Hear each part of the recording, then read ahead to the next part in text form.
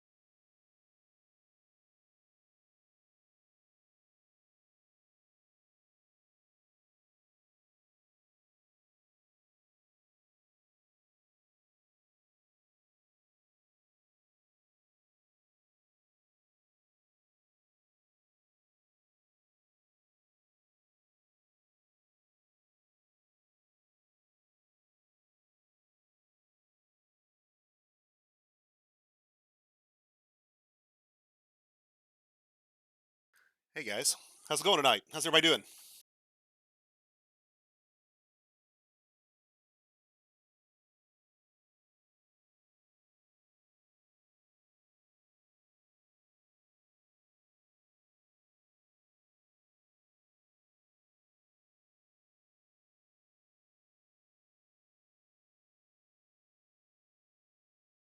Everybody having a good night?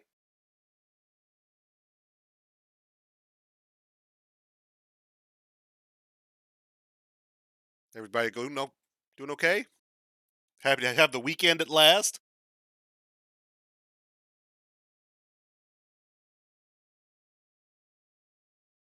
All right, it's 8 o'clock. Let's get this show on the road. So tonight, to start off with, I wanted to cover a couple of things that we started on earlier and we never really got finished with. We've never quite finished this bunker. We need to wall it over the top so it's sealed in and get the drawbridge working so we can raise it and lower it and make this a proper box. In order to do that, we're going to need a space to put levers. We're going to need a mechanic or two to build the lever mechanisms. And I believe we put Crafts Dwarf's workshops here last time, didn't we? There's our mechanics workshop. Okay.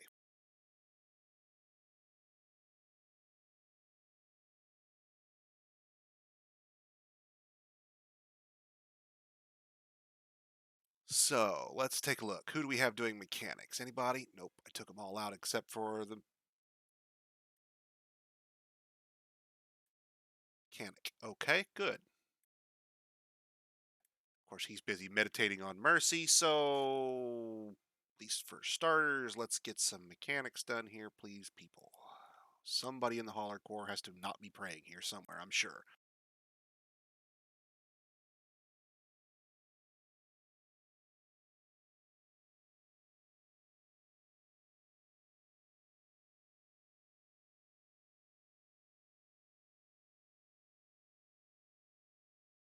All right, now just like with the other jobs we've done before, we're going to add a new job, queue it up. We're going to make mechanisms.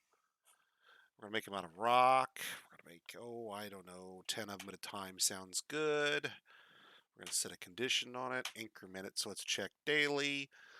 Add the condition based on product, change the inequality to be less than 10, and we're good. And that will fire up, and our workshop will start producing mechanisms. Now, we need mechanisms for two things. One is to link the device to a lever, and the other is to build the lever itself. Before we actually build any levers, though, we're going to need a place to stick the levers. And for those of you in the audience out there going, ha, ha, ha, I know where you can stick those levers. Well, buddy, let me show you.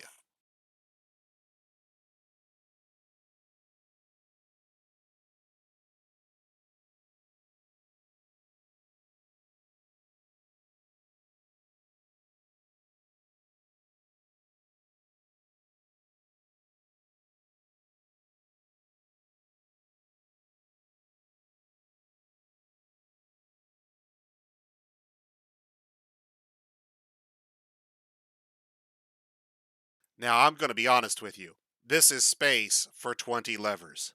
I've never needed 20 levers, ever. I'm not saying it's not possible that you could need more than 20 levers. I'm just saying none of my designs have ever been so complex as to have 20 different things I could flip on and off with the push of a button. If you run a fort long enough, or if you have some grand mechanics in mind, you might theoretically hit that limit. You could obviously extend this further down. But typically what I would do is put the lever complex up front and then use this back section to house coffins, like catacombs.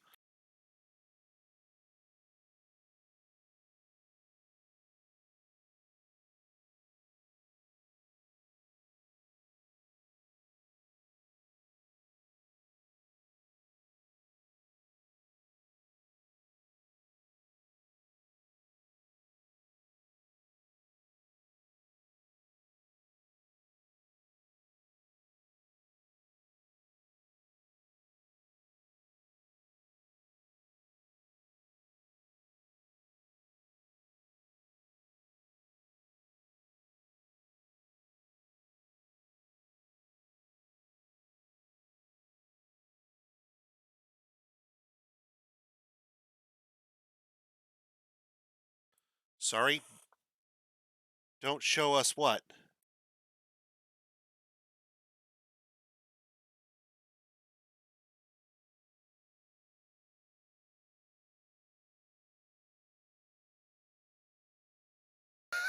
Oh, where to stick the levers. Yeah, no worries. If I even suggested for a moment that I was thinking about getting a cam to show up on stream, my wife would promptly eviscerate me and then divorce me. And in that order.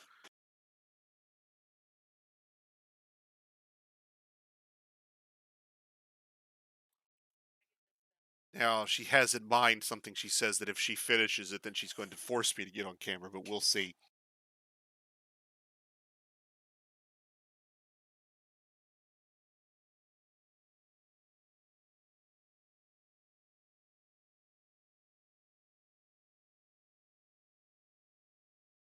Now, I really only need one lever to get us started here, but I'm going to go ahead and have them build two just so that we've got these two levers up and running. We're going to need more levers than just the one later, and adding the additional mechanics isn't a big deal.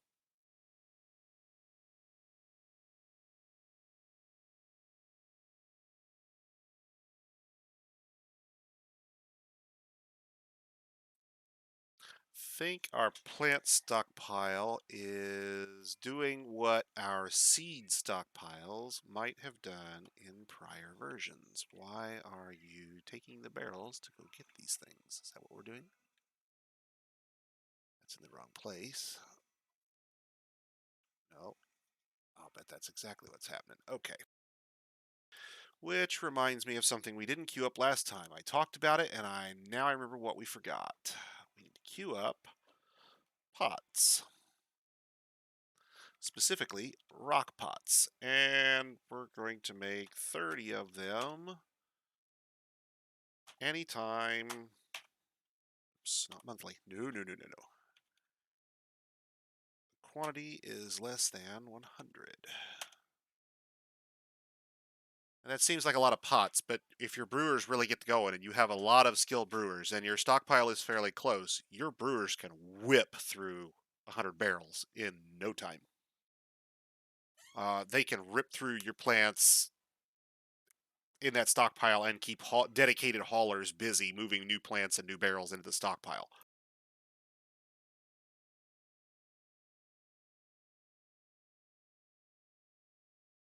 So let's go down and check on our crafts dwarfs workshops and make sure they're not so overwhelmed that they can't rock mug, rock figurine, rock mechanism. We can go ahead and queue up a few pot jobs manually here.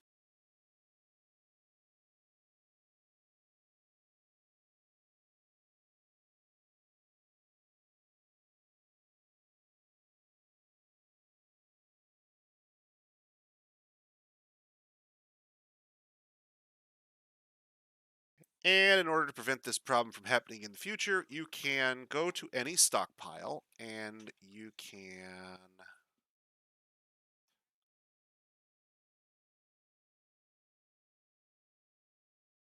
or you should be able to change how many reserved there are.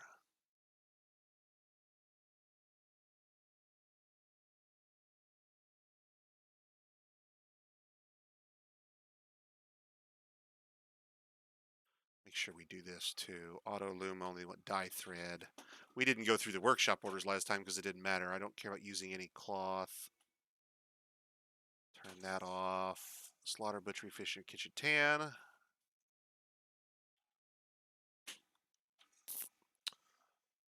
Oh yeah, gonna have to look at that later. Wow. Okay. We did do these. We did do the activity zone orders at least. Good. So if you go into the stockpile menu, like you're getting ready to slap down a stockpile, you can actually set the reserve bins and barrels. Now, normally reserve bins isn't important because there aren't any reactions that use bins. But when I say reaction here, I mean anything that actually consumes a bin as part of its production. So when you brew booze, it consumes the plants, but it also consumes the pot or the barrel in order to have something to store it in. You get the barrel back, obviously, but it's consumed as part of the reaction. If you want to make sure that your stockpiles don't consume all of your barrels for purposes of making sure that you always have some available for reactions, it's useful to set a few of them aside as reserve barrels that basically says your stockpiles can only start taking barrels for storage once there are 10 empty barrels. So the first 10 barrels available are purely for uh, brewing booze or other reactions that would, like dwarven syrup, that would use barrels as part of the reaction itself. Now, we all really don't need a whole lot of these because once we start getting rock pots, we're going to have a lot of pots on hand. And the only reason we would need to reserve them is if we're down to the very bare nubbins of them for some reason.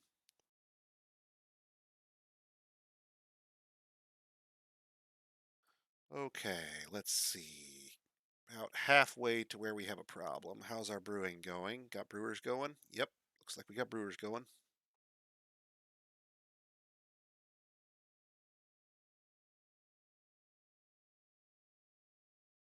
Excellent, excellent. That's what we want.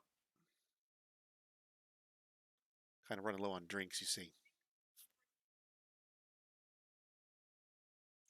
Since we never had the rock pots going, we were kind of starved for containment items. Oop, that's a problem.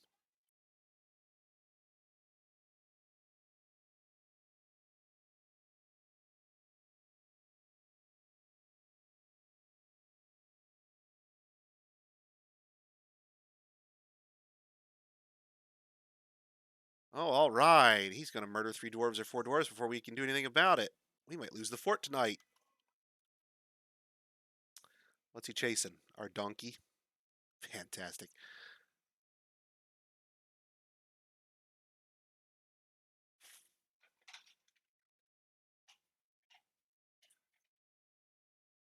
Poor mule. Alas, we hardly knew you.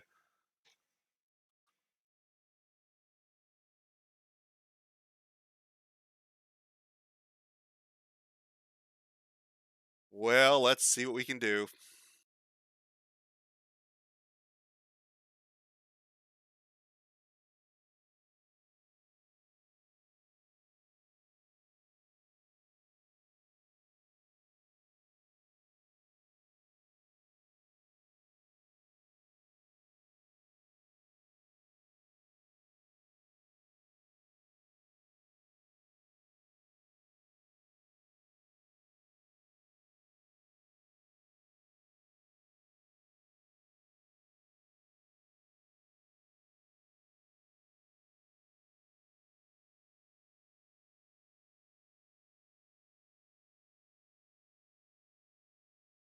Because I think we made weapons, but I'm not sure we actually got them where they're going to be useful at the moment. So let's see if we can get everybody equipped. Ha ha ha, they're all praying in the temple.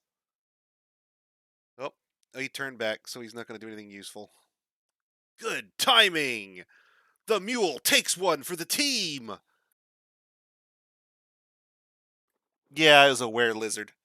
Sorry, I passed the announcement up here. It's the were lizard Beso. Yeah, that guy. A large lizard twisted into humanoid form, crazed for blood and flesh, and apparently mules. And that's why we wanted the mechanisms that I put off way, way longer than I should have last couple sessions. We should have had those going very, very early because you need them for the bridges, and I put them off way longer than we should have. Okay, so since we now have at least passed through the were-lizard threat unscathed, count your lucky stars there. Let's see, bridge. Oh, we don't have the bridge done. Why is the bridge not done? The bridge is not done because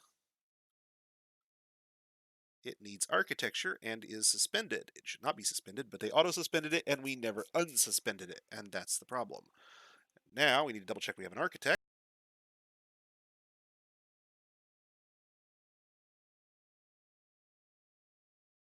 Or at least somebody willing to do the architecture labor.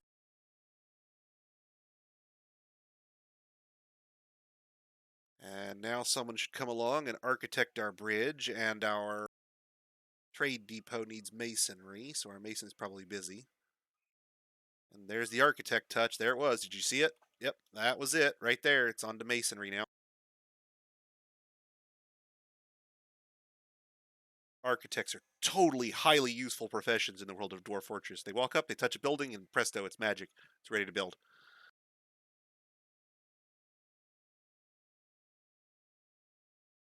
We have, I believe, 2 masonry shops, and I want to make sure I have somebody spare to do this job. Once the bridge is built, we can link it up, and then we can pull these couple axes in and close the doors if we want. Pull the wood inside.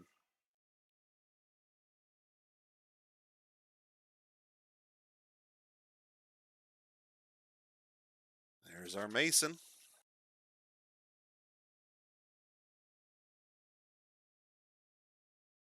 So yeah, we just got lucky because that's a potentially fortress-ending event this early in the game.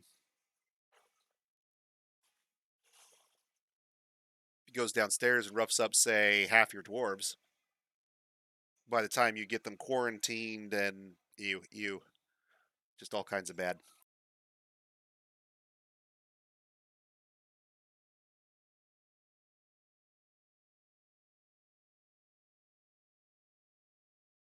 We had two mechanisms, one at the bridge and one at the lever. And every time you add a new job to the lever, it will add another mechanism to that lever. So you can tell how many things are linked to the lever by checking how many mechanisms are in it. One for its building, and then another one for each thing that's linked to it.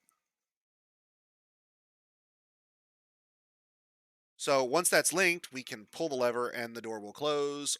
Anything that is under a raising drawbridge when it closes, or in the tiles where it closes on, will get crushed, if it's not too large for the drawbridge to crush. Dwarves, unfortunately, fall in the crushable range, as do most living things. There's a few things like trolls and really large war beasts that don't. Don't try to crush elephants. If you do, it just disassembles your bridge and you have to rebuild the damn thing, which isn't ideal. However, raising and lowering drawbridges, not retracting, mind you, but the ones that raise and lower, have another use in that capacity. Lowering a drawbridge on anything in the game that can be crushed destroys it outright with no recourse. That includes worn out clothing you can't sell, uh, junk boulders that you know you're never going to ever use, the 3,000 prepared meals that weren't of high enough quality to meet your roster when you already have 15,000 of them and you're never going to go through that many in the entire game anyway. Uh, but also water. And we'll probably demonstrate this here in a bit. I'll show you how to build a system that can be drained internally using a drawbridge as the drain point. by crushing the water out of existence.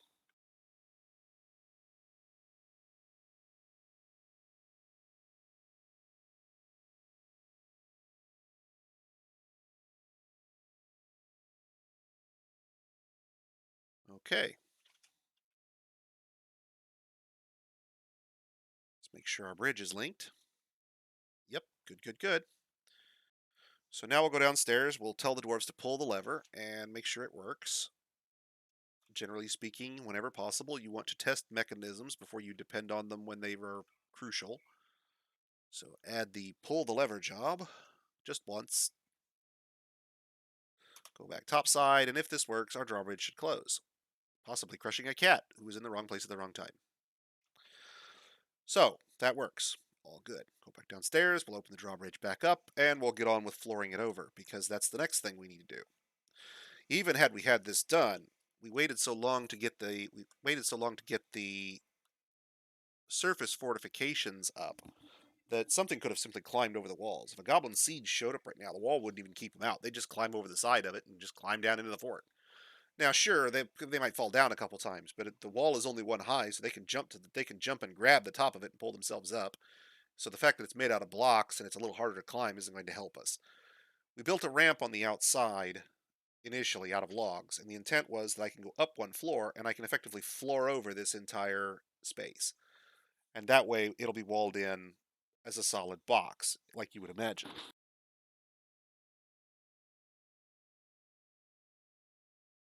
Yes, and that's actually sometimes a good thing. You can crush a truly misbehaving dwarf right out of existence, draft them into the military, station them under the bridge, pull the lever, problem solved. Don't give them a uniform.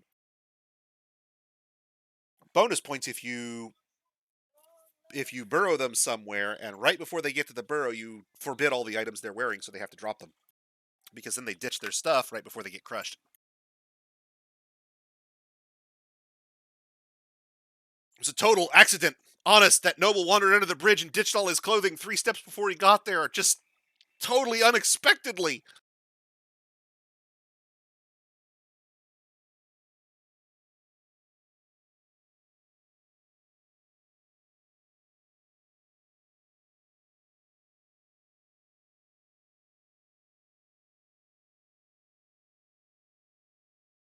Now, I don't really want to use logs for this, but that's the only thing available because I forgot they haven't lowered the bridge yet. Sorry, gotta let them get the bridge done here first.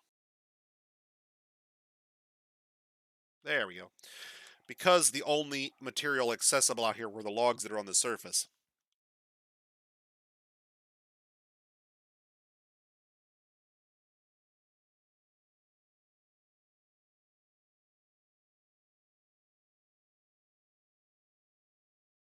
Oh, we're a little short on blocks yet. Let's go check on our masons, see what they're doing.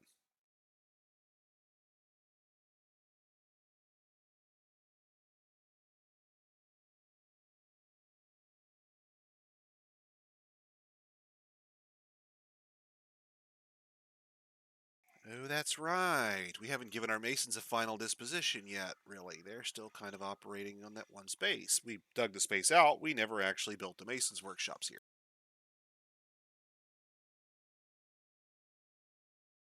One of the hard parts about doing this live while I'm giving you guys a tutorial, especially when I haven't really done it in so long, is it's easy to get distracted and forget the usual order in which I would do things. End up doing things out of order in ways that are not ideal.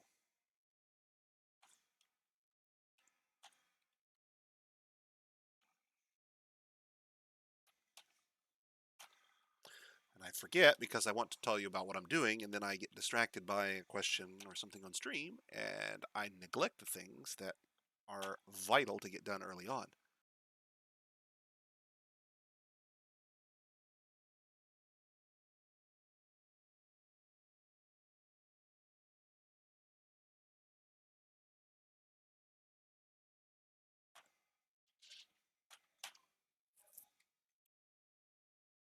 Okay, now I've created a stonework pile and assigned it wheelbarrows. And the intent here is that the dwarves will use the wheelbarrows to move the stones because stone is heavy. What are we trying to build that we can't? Oh, it's probably one of these buildings is using the stones from the other ones.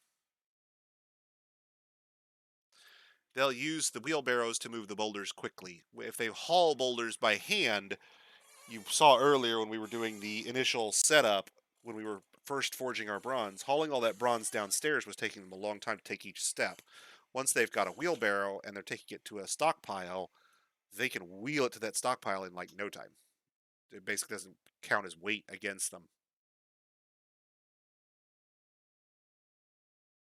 for all intents and purposes. I think there's some slowdown, but not so you'd notice. And this is far, far, far faster than you would have gotten out of any other method of moving the stone other than caving it in where you wanted it.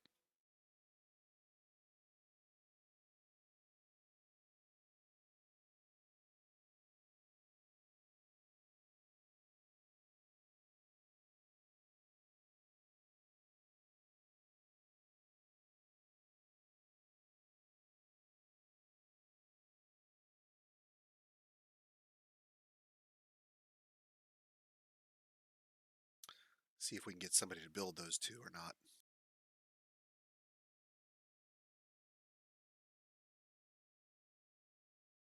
Starting to think that we don't have enough folks doing. I think we've got the others are not really full time masons. This one guy is our only full time mason.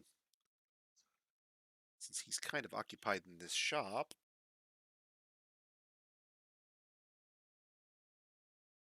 let's give him something to do.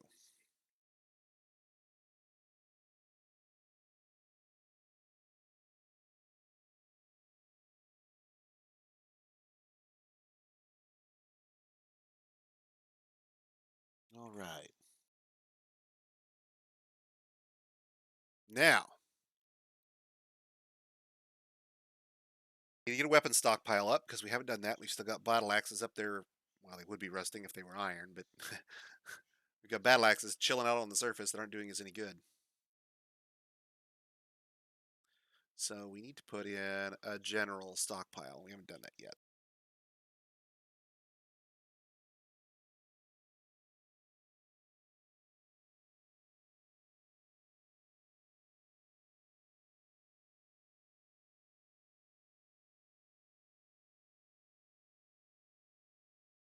And on this stockpile, it's for furniture and other bin containing things. So for settings, we will go max bins and do settings.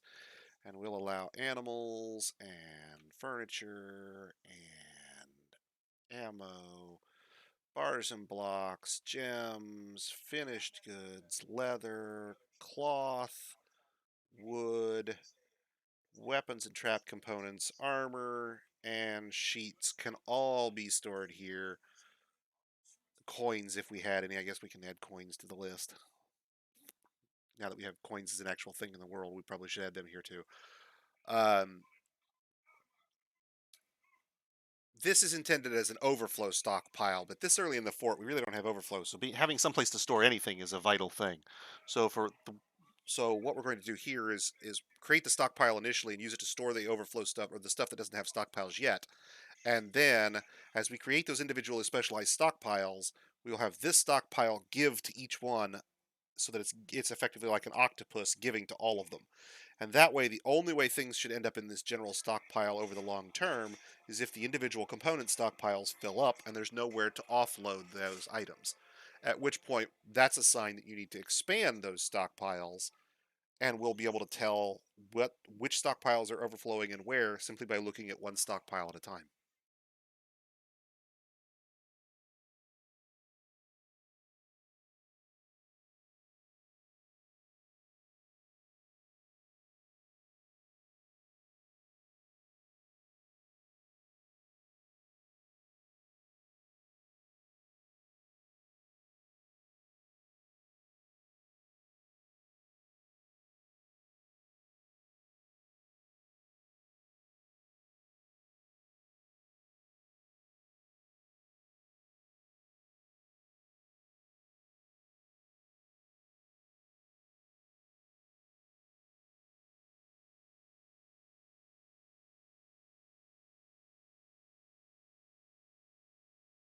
And we'll have him make some bins for us that will have some.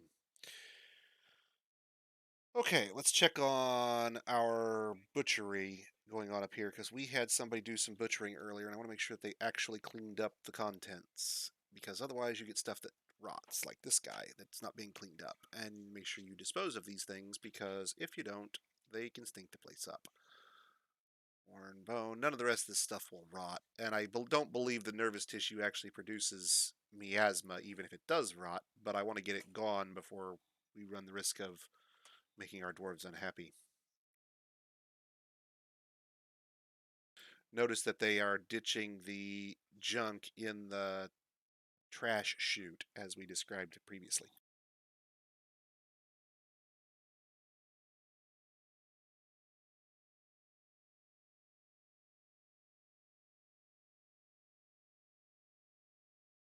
All right.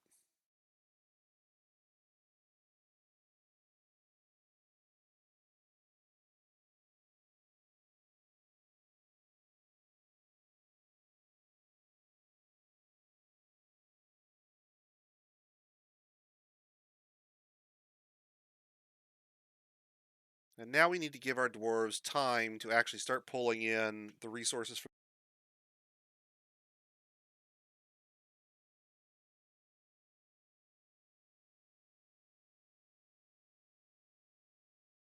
need to offload and where to.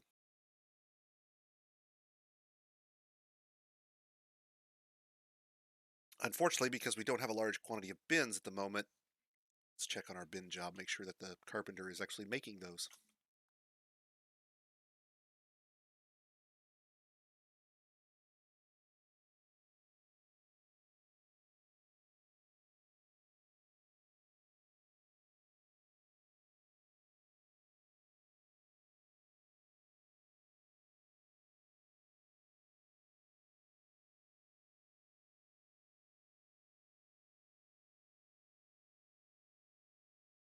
And we'll force him to make a few bins extra just to get us up and running. And that way, the jobs he takes initially will get us the bins we need to start handling our stockpile a little more efficiently. Ideally, dwarves will haul a bin to go pick up more than one item at a time. But this early in the fort, we don't really have a whole lot of the way of bins. We embarked in an area without them, and normally I'd make a bunch of them out of wood. Hey, Beefush, welcome aboard.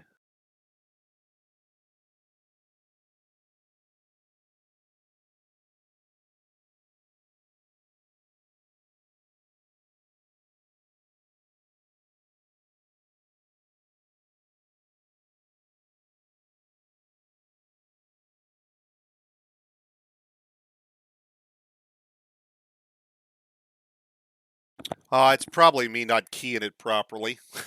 If you're expecting a professional quality broadcast, you might be in the wrong place. This is purely a sideline for me. I'm doing this for charity, not because I make money at it.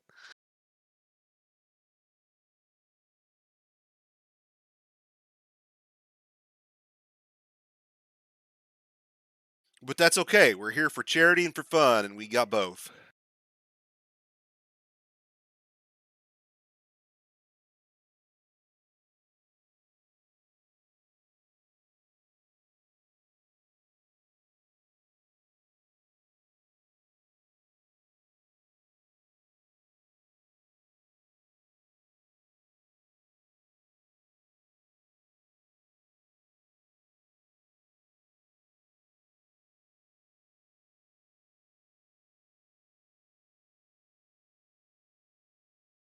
Oh, here it goes.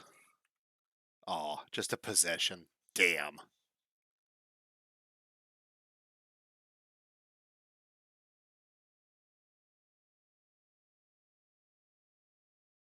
Okay. And we had everything we need on hand, so he's off and running. Huzzah.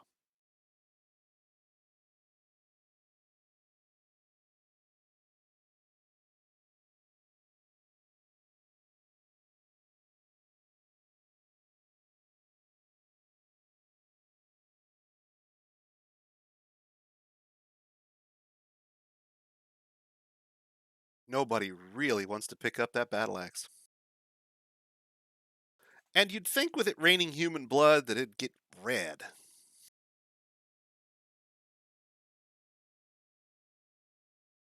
kind of disappointed. Be nice if it filled up the ponds with blood while we're on this subject. If I were going to suggest to Toady, all these weird rains ought to fill up ponds.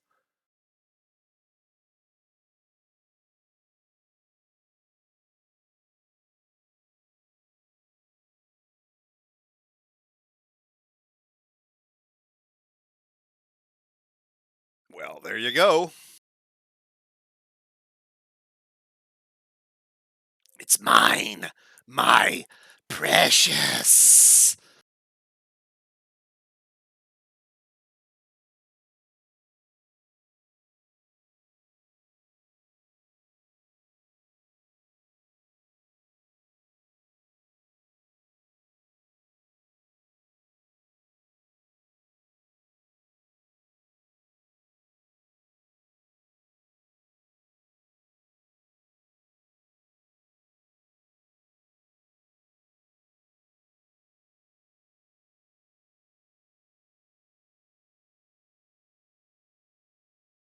I don't think we made any toys last time either. We need to make a few of those for the kids.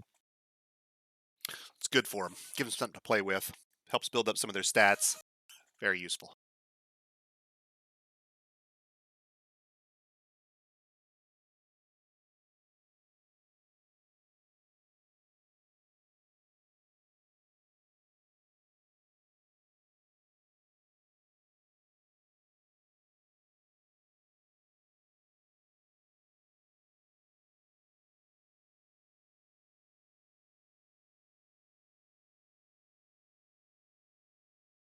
All right. Bars, furniture,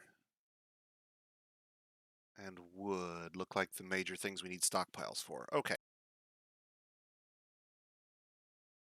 So I think what I'm going to do is kind of cheat and keep this space over here. We'll use it as the carpentry space. I'll use it to store wood temporarily until we get a better place for it. Um, these other workshops, it's time we start looking at disassembling and moving them to a more final location. Let's go and look. Let's see. We got to the caverns, so got a room, one floor there, and why are you guys inside? Are you not pastured? You're not pastured. That's the problem.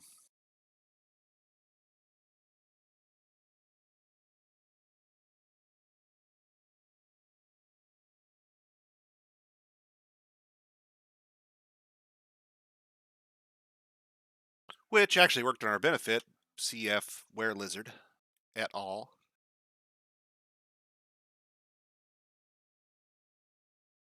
So now our donkeys are no longer starving to death in the middle of the meeting hall, which is a good thing because starving donkeys eventually die and stink the place up, so we don't want that. Okay, let's go ahead and get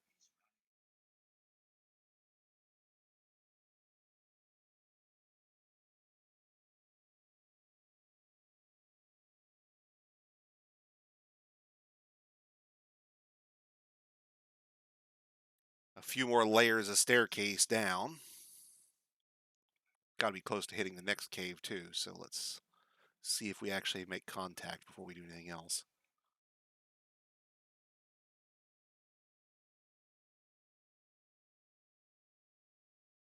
Well, it's also possible I'm just being quiet. My monitor window actually says there's no viewers in here, so none of you guys are apparently real, and I'm just imagining you. It's accurately monitoring the time that we've been live, but it says there are 0 viewers, and I'm fairly certain that I'm actually speaking to people right now. Or at least I hope I am. The stream shows as live. It's not like the window's locked up, so it's noticed the cave announcement, for example. It's just for whatever reason, it's decided that it's not tracking my viewer count properly. Okay, so this is right smack in the middle of the caves. Okay. Not too bad, though. Only looks like one floor.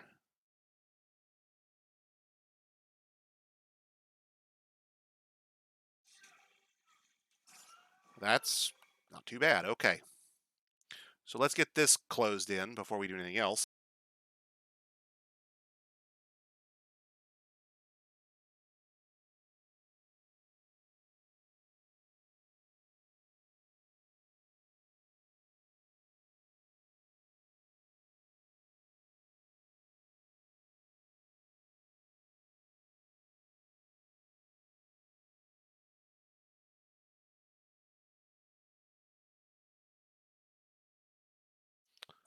And Dwarf should come a running to build our block wall here.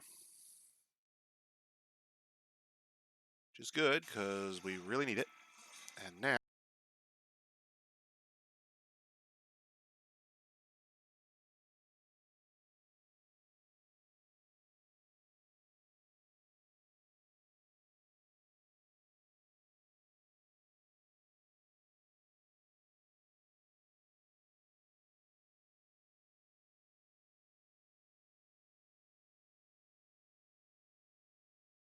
wanted to make sure he didn't try to stand on the outside as best I was able by designating these two constructions in addition and suspending them so no one tries to build them. I'm telling my dwarf, don't try to stand here on these squares. Build it from inside this walled area. It's not guaranteed effective. Sometimes it doesn't work, but it can make your dwarf stand on the right side sometimes when they do not want to.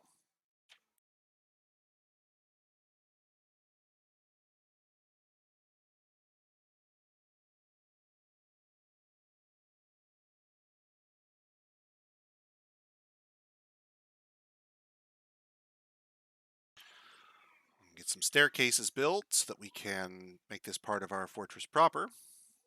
There we go. And then we can go down a floor and keep going.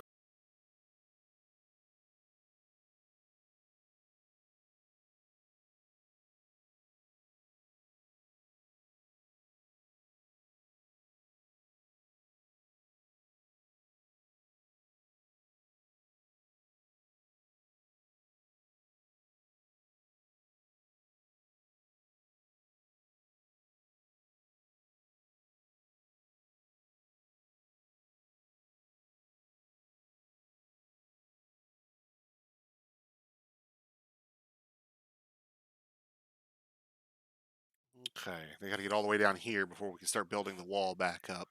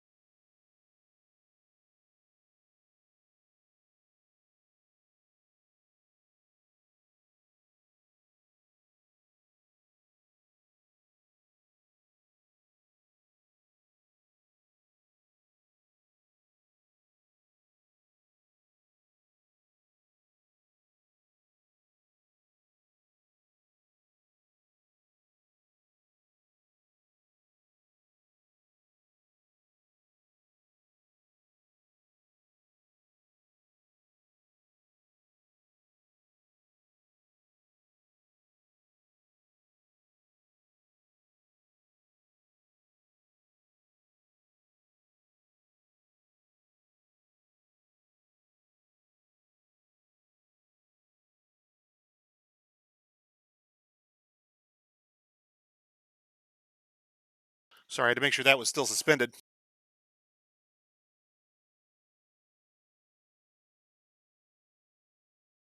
Yeah, no, I know it's Twitch. It's hilarious. Like I said, you guys are all fictitious. None of you are real. You're all figments of my diseased imagination. Clearly, that's why I play Dwarf Fortress, is so I can talk to myself while I stream, right? I mean, why else would I do it?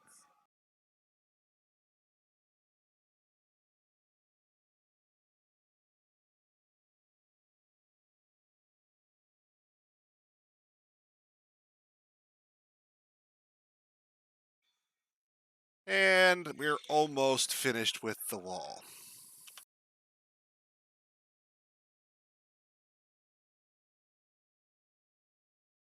Now I'm doing it in this way so this corner block gets built first, because otherwise they can sometimes build these wall blocks and then decide they won't build the corner block because they don't have a walkable path to it or whatever.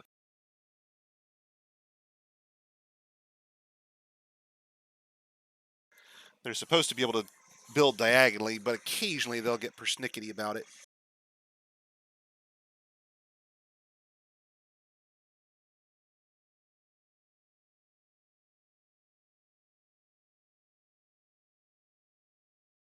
I believe that will finish off the wall. At which point now we should. Did we not get? Oh, see. Now, when we did this before, remember we discovered that there was a connection between the two, but our puncture is not close enough to where that connection is to see it. So we don't get credit for discovering the third cave until we actually punch a hole in it. The other way we could do it is theoretically, uh, say for example, dig an entrance out here, put a drawbridge in, and then dig out into the cave, and then go exploring the caves until we found that connection. We'd get credit for the third cave at that point as well. Let's go back upstairs a bit here. This looks like a good floor to do a circle.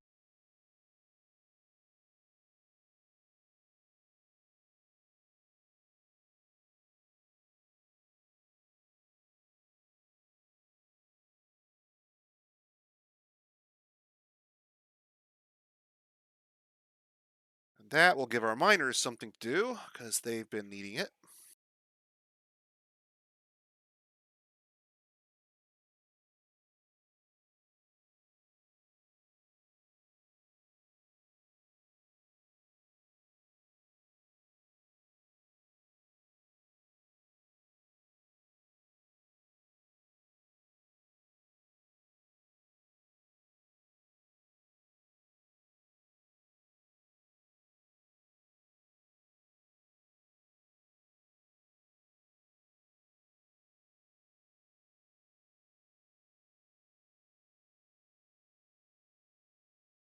Okay, let's turn off a few of these bad boys. We can cook the alfalfa because it can't be brewed. We could process it.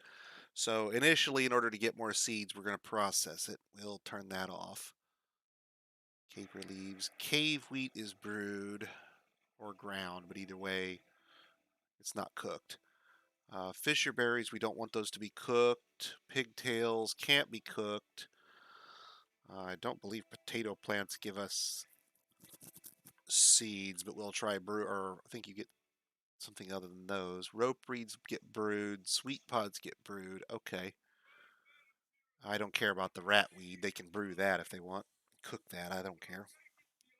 The quarry bush leaves are always cooked. Okay. Now let's see. Fish, meat, other.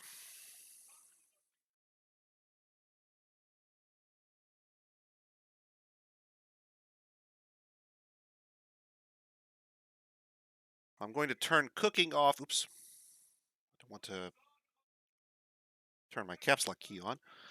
I want to turn cooking off on tallow items. Now, there's a couple ways you can do this. One, you can individually disable every tallow type as they come in. We won't have a large number of types, so for us, that's going to be fairly convenient. I don't care if they cook the extraneous types, but stuff like guinea hen tallow when we butcher our birds, or pig tallow when we butcher our pigs, we're going to have a fair quantity of those. And those I'll turn off for the explicit purpose of making soap, which requires tallow and lye.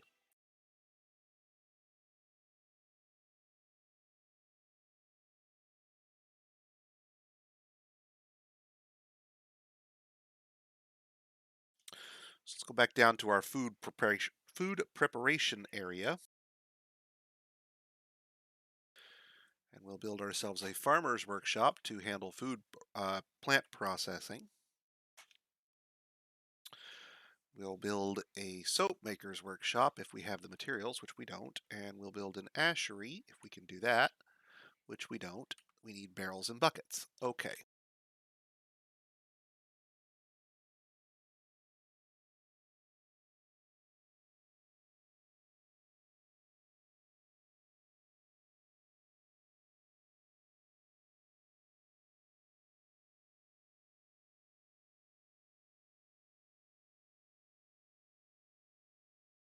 And we'll crank out a few buckets real quick just to get us some, and then I'll force him to make some barrels, and then we'll quickly force our guys to build those two workshops.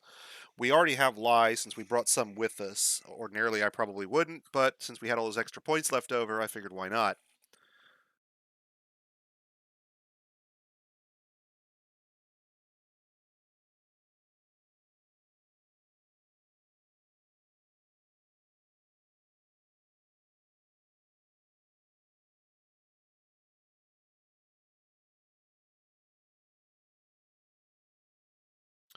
He'll make us a bed, and then he'll move down to the next things. He'll make us some buckets. Those won't get consumed by anything, so they'll sit around for a minute until we're ready to use them. And then once he starts ripping out barrels, we'll be in business.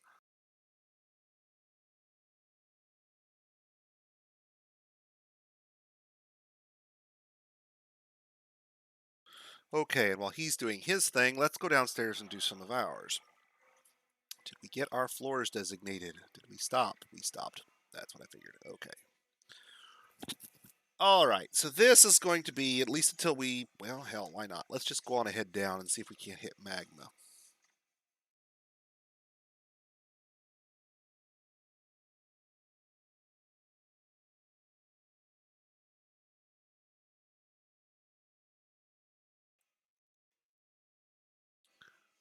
See if our main staircase terminates in something approaching a magma tube.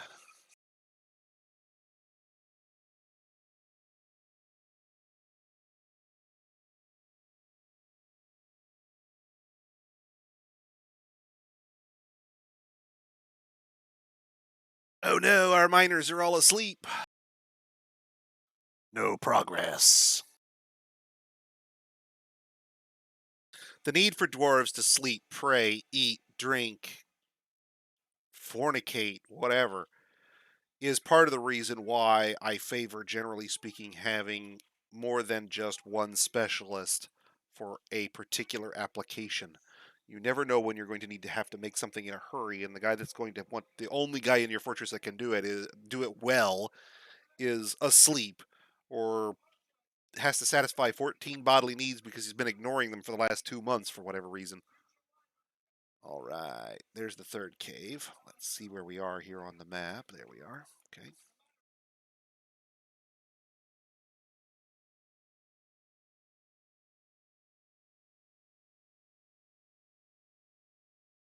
Okay, not ideal, but we can make this work.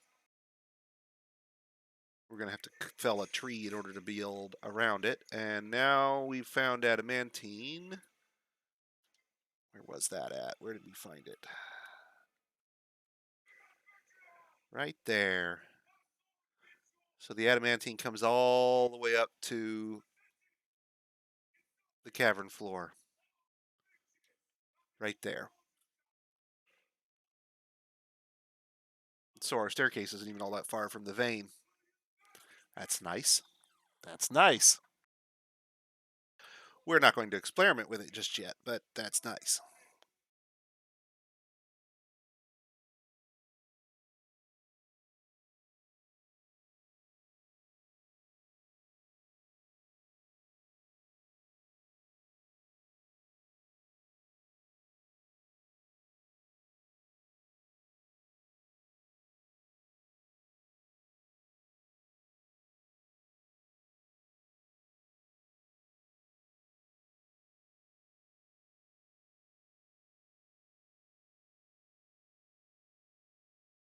Don't think we have anybody assigned the woodcutting labor yet.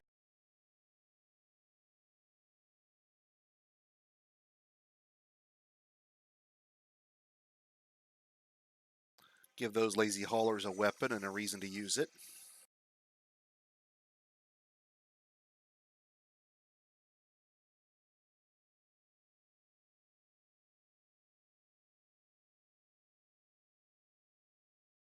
All right, and we've begun to discover magma. It's right below us here.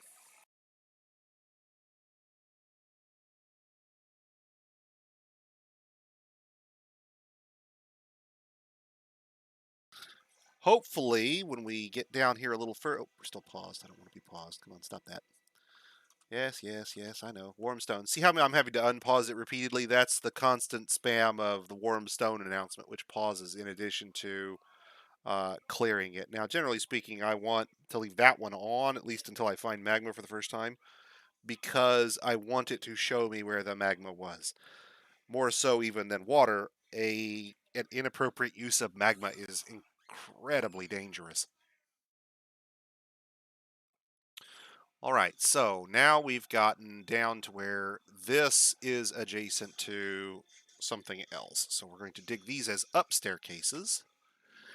And hopefully we can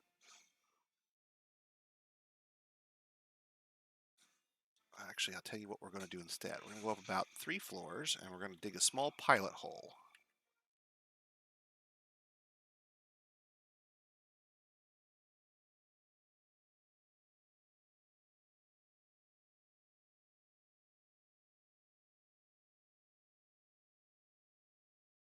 And I expect that pilot hole to make contact with the magma at some point. And when it does, it will show us the position and location of stuff in the magma sea, which will enable us to plan our building around the magma more accurately and precisely. Now, if you were in a real hurry, you could do this with reveal, but the only reason I use reveal is just to show new players how the world is generally laid out in terms of general overall structure. I don't normally use it when I'm playing. I don't really care to know where all the underground features are before I run into them.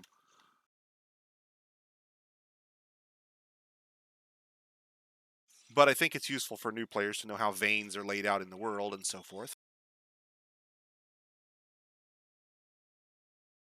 Now this will probably get some magma in the pipe. There we go.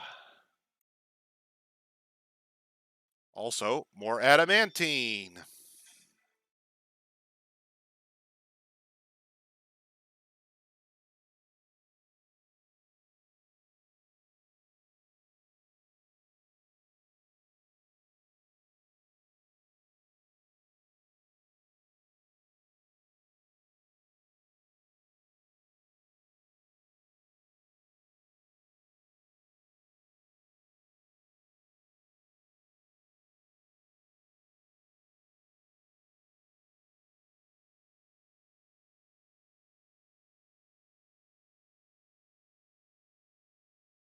So I've forbidden and hidden anything that's on the other side of where that wall is.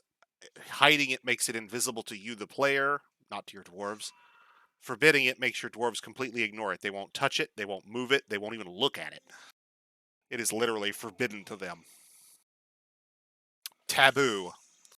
So somebody will come down here with a block, they'll wall that up. Now, this is purely a precaution of the walling up here. I just want to make sure magma crabs or similar things don't wander in. Realistically, that pilot hole has served its entire function. It was just to discover where the magma is located so I can get an idea of if I dig here, am I going to be right over the magma sea or not? And pretty much, yeah, we are. So that's okay.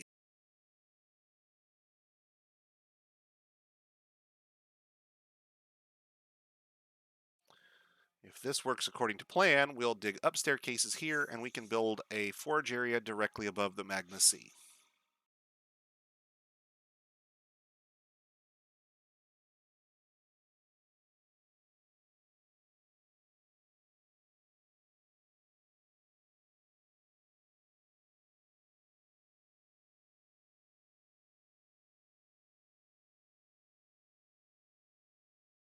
Dug the pilot hole a little too far away from our main area, so there's an area over here I can't quite see. It could come up further.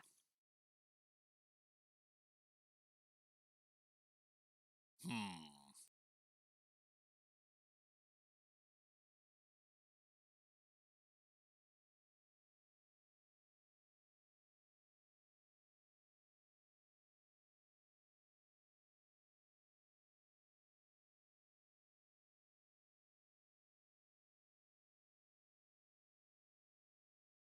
Well, second verse, same as the first.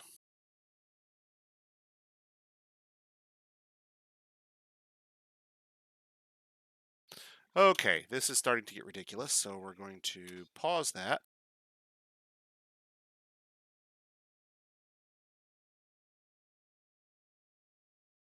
Go into the GUI and disable the warm stone announcement.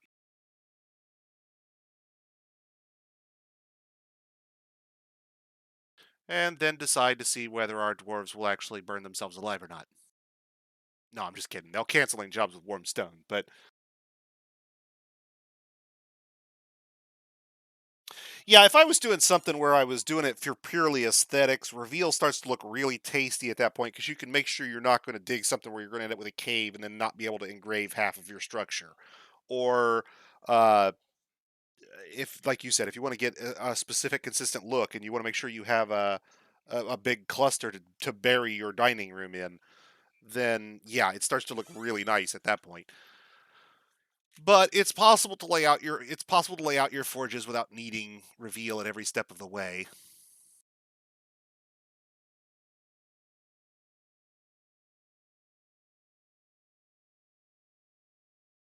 I didn't turn it off before we started this, so unfortunately it's still got the pause announcement on. It's all right, a little deeper, and he'll hit the magma sea on the other side, and we'll get a view of where everything is. And then, if as long as this room isn't going to dig horizontally into the magma, we're golden.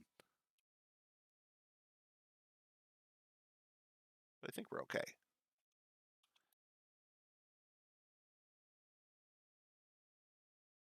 Wow, all the way to the semi-molten, and we didn't hit magma.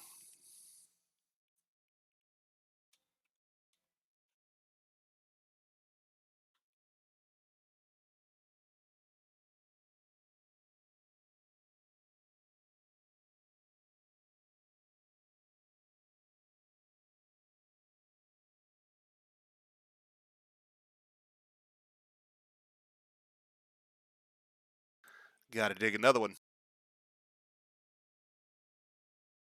Now, if you don't like the aesthetics of having these horrifyingly, random digs in your fortress, then I strongly encourage you to go ahead and just use reveal and be done with it. It's not going to save you anything other than time and effort. But fairly certain that we're going to be real close to where we want to be with that fort, or with that room. I mean, more raw adamantine, more raw adamantine. That's like 2 veins we discovered there, it looks like.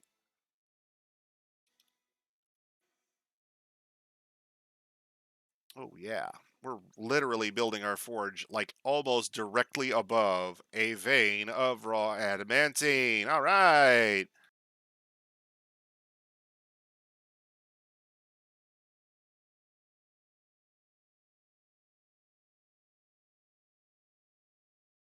Yeah, I'm not messing with the petitions just yet. We don't even have a tavern at the moment just yet.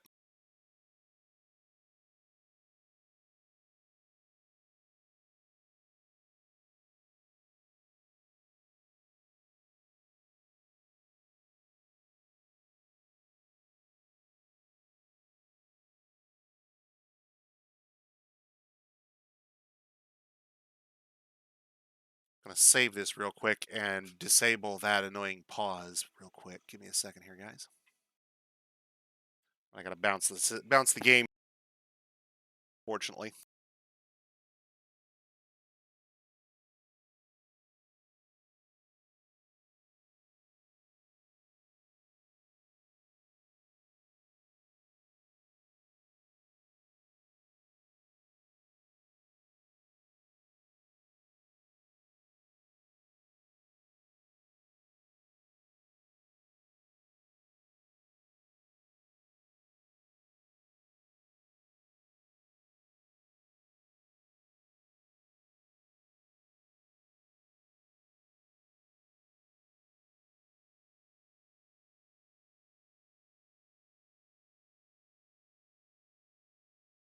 Sorry about that.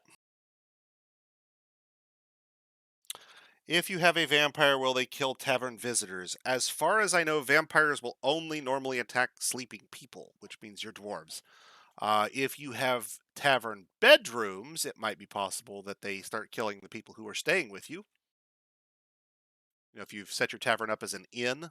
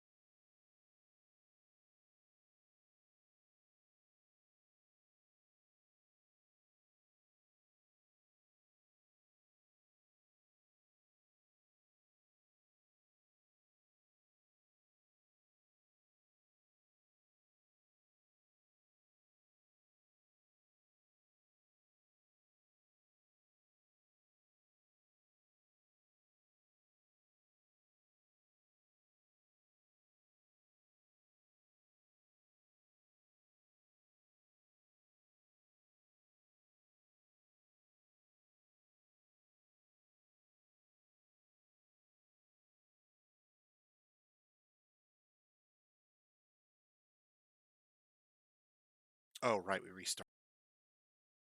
It's like, why isn't Dig Circle working?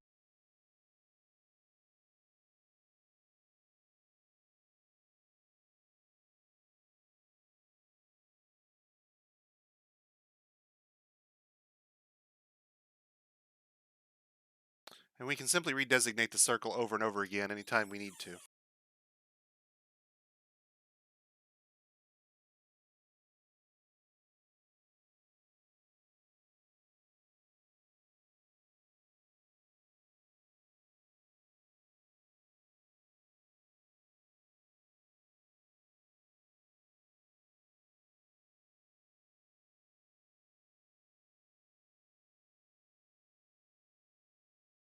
Fantastic.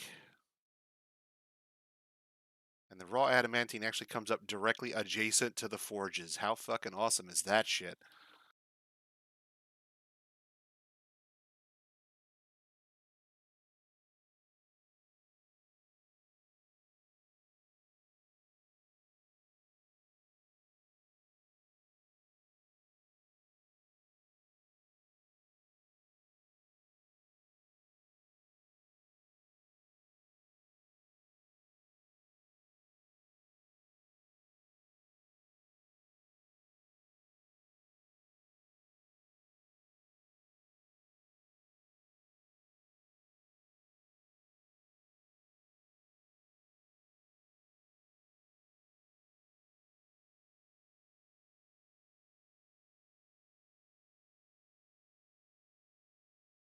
In fact, I think most, if not all of those points are going to have magma under them without me having to do anything.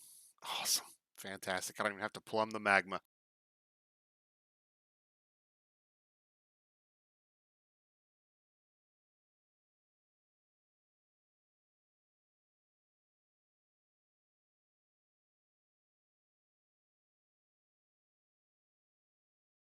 So let's uninstall all of our metal production facilities up here and reinstall them where they no longer require fuel.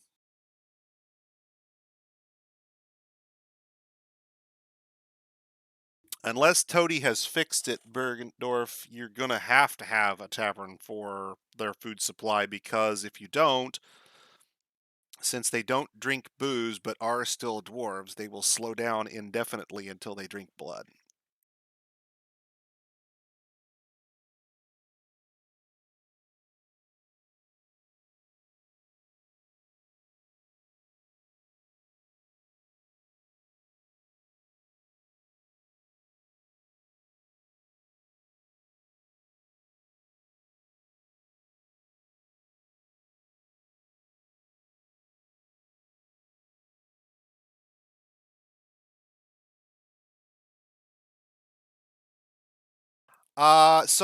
Mine carts.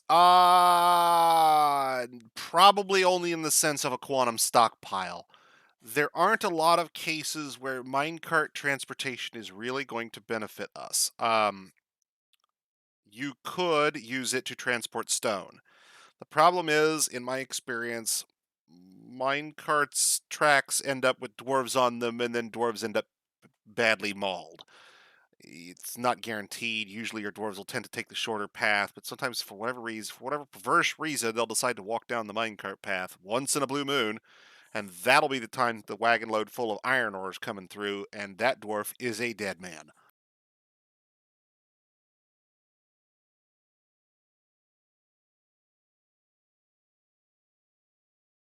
Vampire bartender, poisoning all his clients until they pass out or die. If they die or pass out, he knows that they're not vampires. If they don't, he sicks the constabulary on them in order to avoid any competition.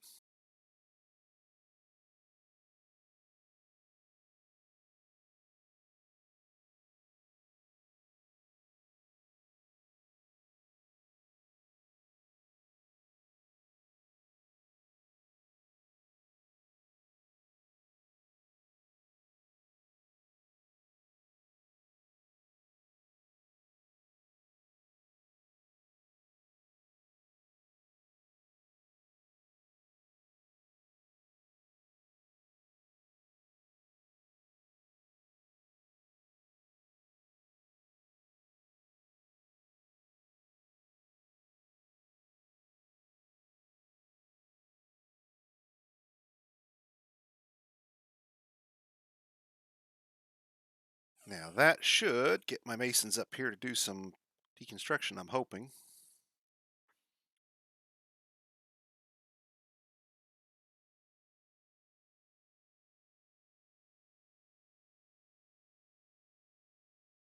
Why is there a... That would be why there's a troll in the dungeon. We never finished buttoning up the third cave. That's kind of problematic, guys.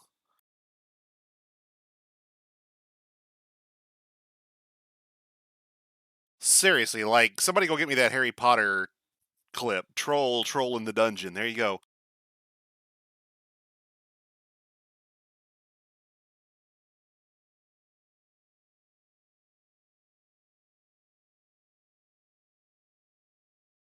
And why the hell have they not cut that tree yet?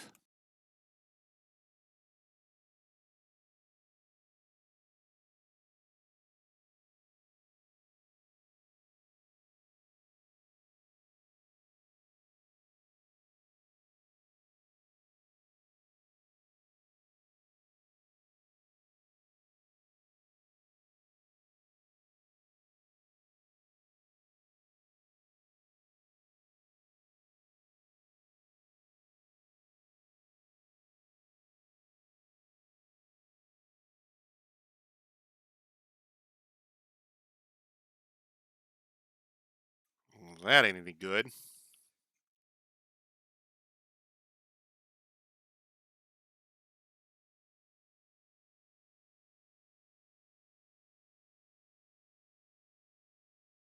Let's see if we can't get a crude militia formed here and maybe, get our asses kicked by a troll.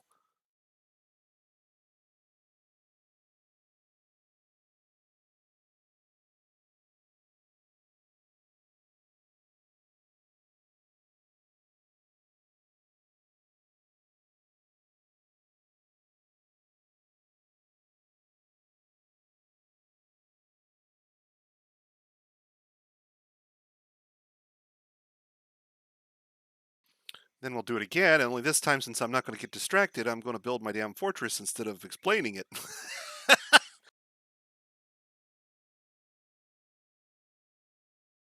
Can't get lucky twice in a row, guys. That's what you're learning here.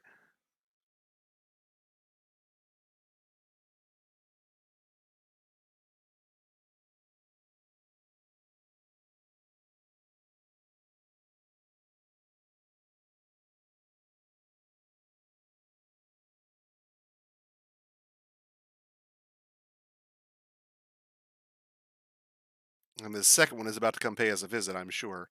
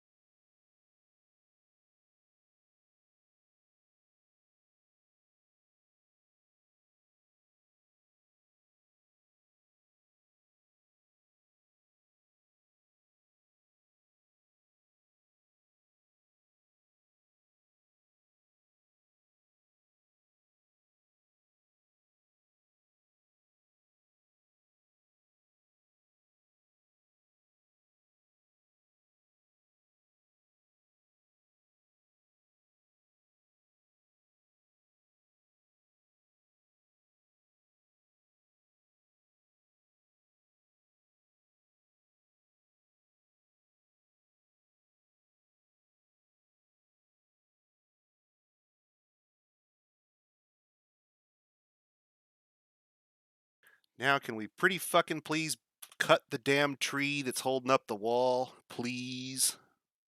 Somebody? Entire fucking fortress has the labor to fucking cut the tree down. Nobody's managed to do it yet.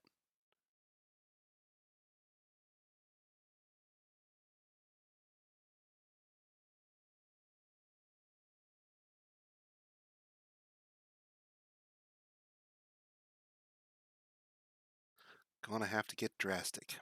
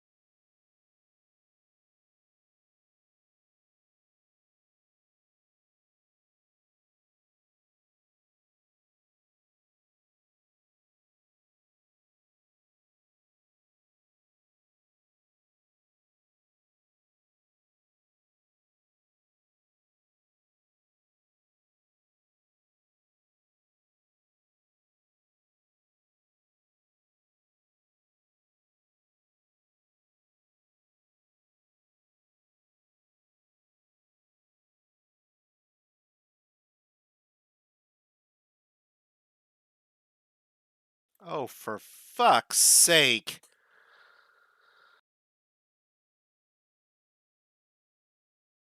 Well, kids, that's probably going to be all she wrote. They ain't going to take on the blind cave ogre and two fucking trolls, and I'll bet you that tree is still not fucking cut.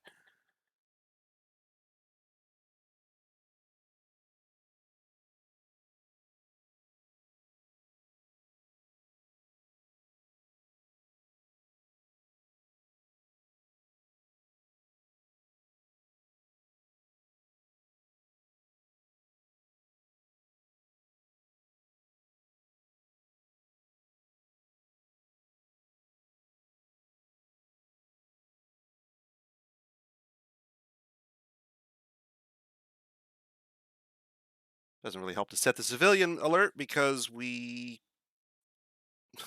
witness beheading. That's not good.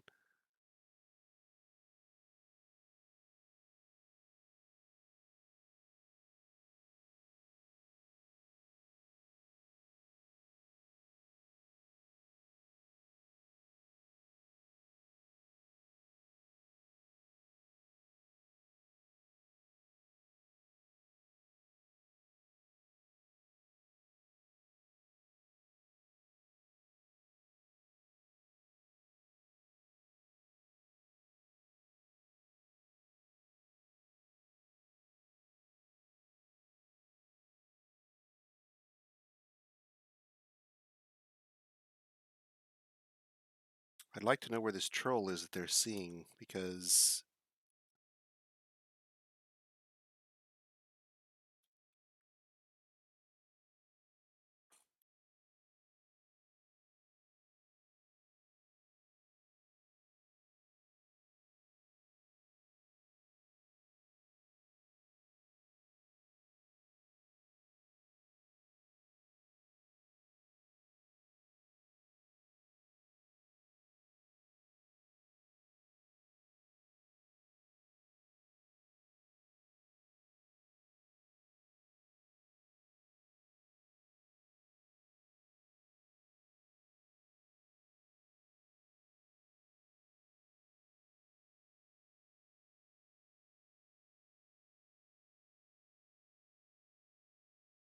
and we don't have cloth, and we don't have soap, and we don't have a well.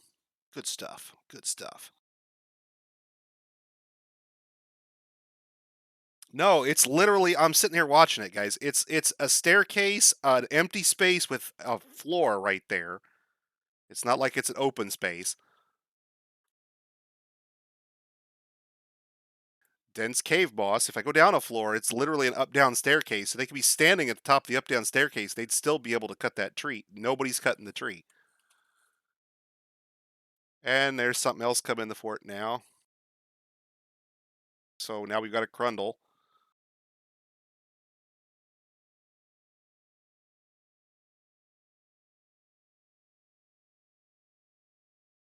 Probably more than one.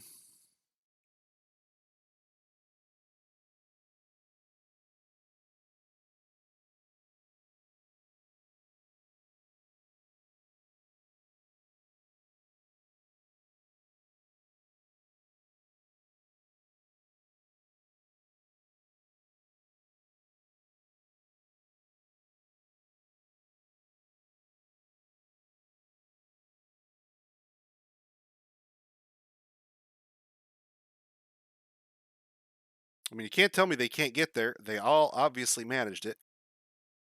I suppose it's possible we literally do not have enough axes to go around.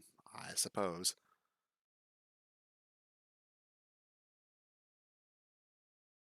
I want to take bets on how many axes we made earlier.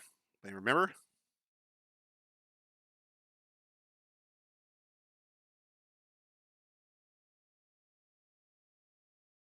Got upwards of 20 weapons, and some of those will be picks, but some of them are going to be battle axes, and we don't have anything else. Battle axes and picks are going to be the only weapons we've got. If we're 20 question mark, that's between 20 and 30. It ain't going to be 20 picks. So even with 10 militia members, we should have at least one battle axe floating around somewhere.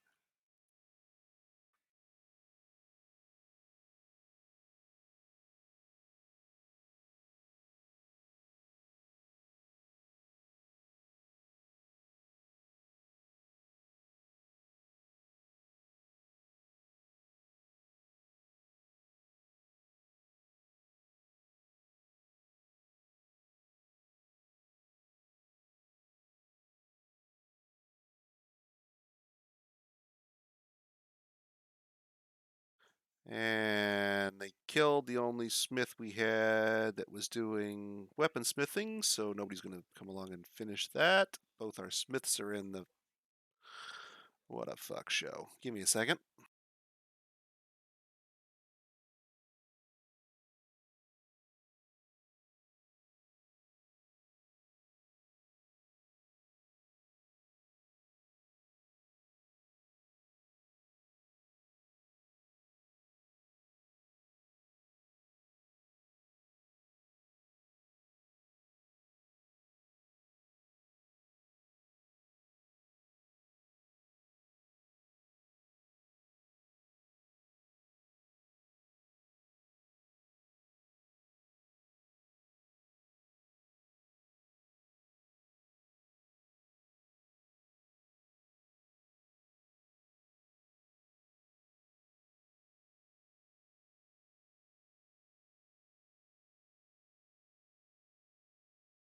Okay, let's assume we don't have enough battle axes to go around. We simply don't have the number we need. Okay, I'm all ears.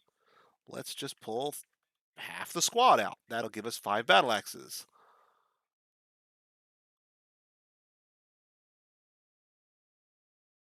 I ain't sure which of these things has fixed the problem, but somebody's come along to try and cut the damn thing down. That's an improvement. All right.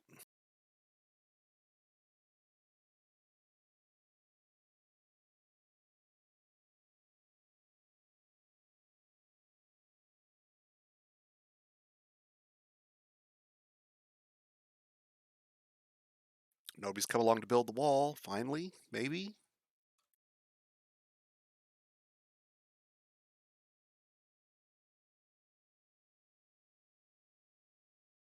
Oh no, they're suspended because we put logs on them now.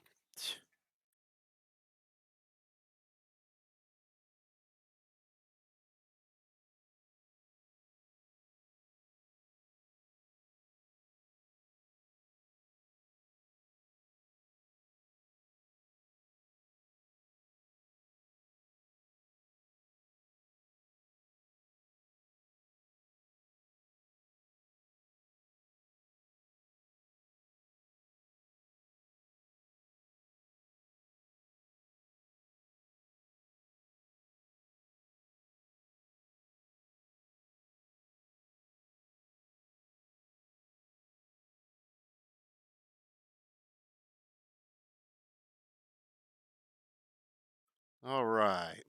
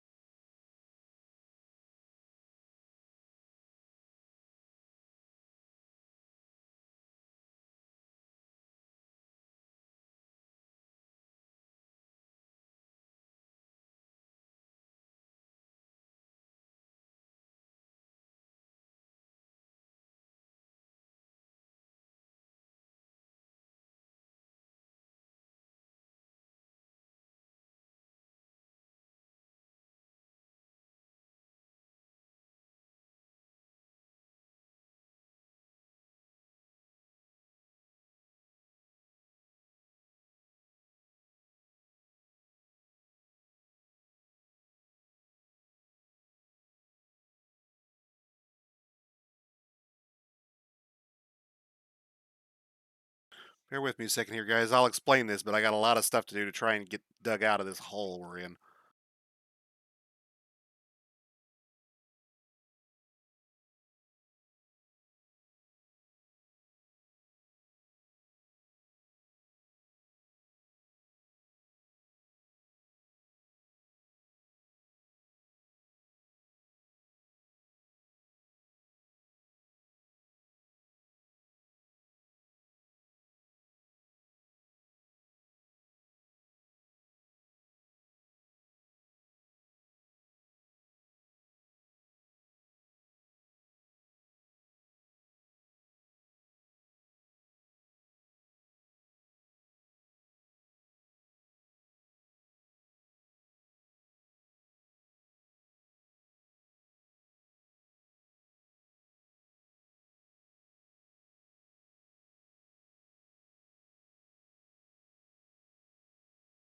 Okay, apparently the dead walked right off the map.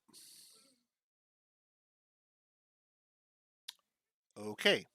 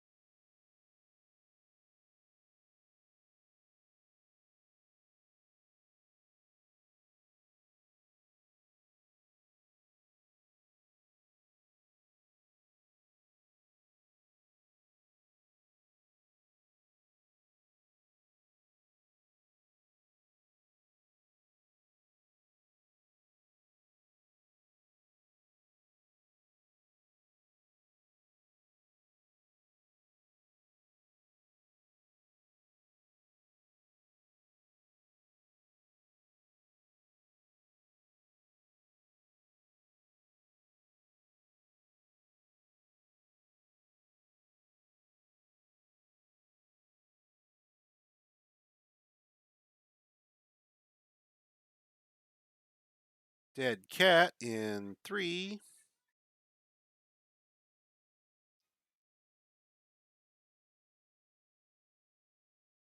And of course they're out in the caves, because why wouldn't they be?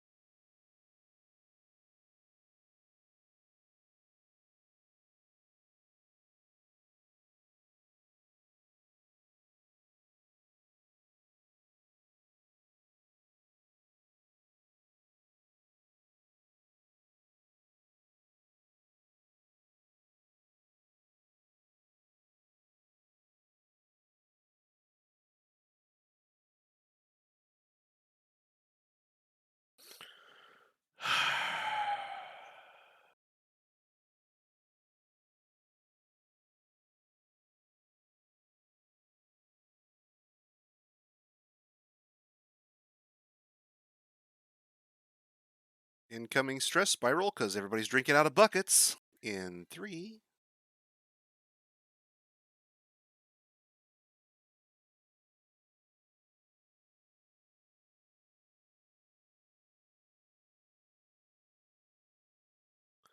This spiral of people dying from infection brought to you by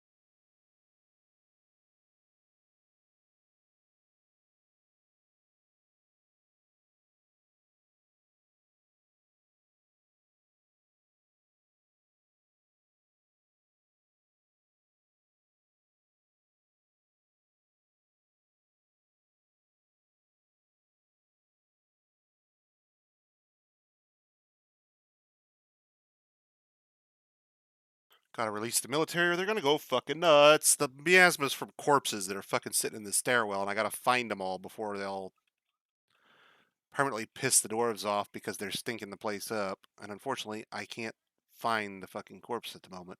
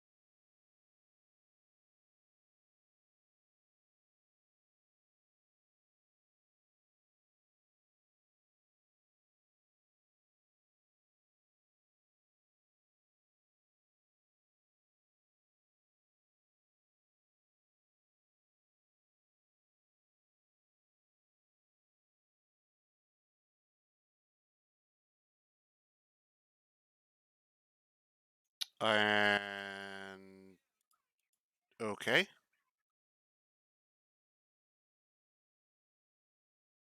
What the fuck?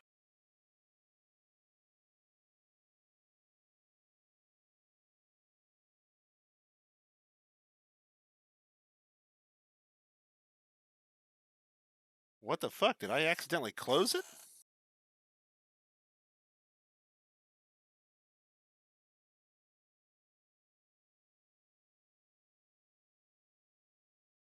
Or did we just crash? Fuck, now I don't even know where we're at. We're probably right in the middle of a fucking problem again.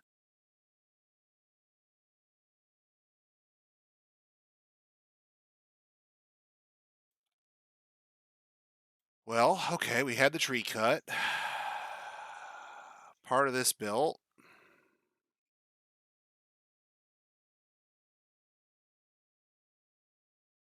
That's probably the source of our miasma right there.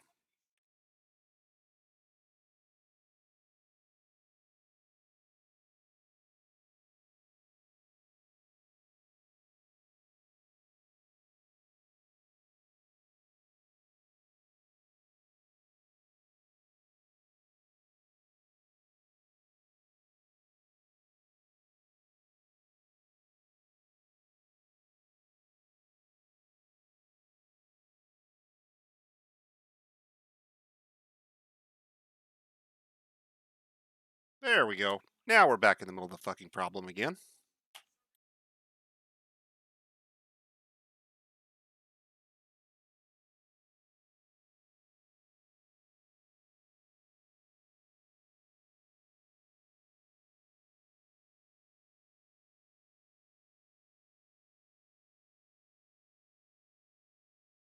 Hang on, I gotta recreate the damn burrow now.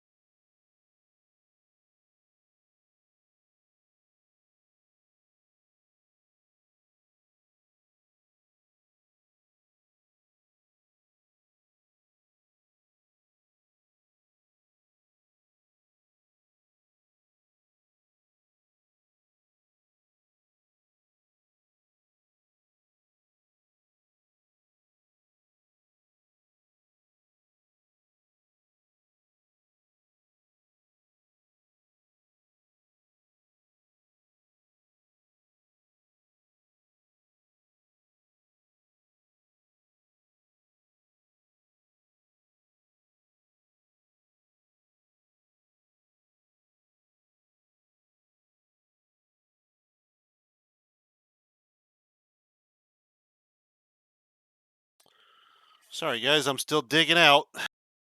No, guys, it's I'm I got so much I've got to think of to do that I'm too distracted to actually describe what I'm doing. If I stop to describe it, I'm going to get sidetracked and I'm going to forget something I have to take care of. We're literally fighting off cave ogres in the basement while the doctors are scrounging for cloth that we don't have to try and bind the wounds for the people who survived the attack.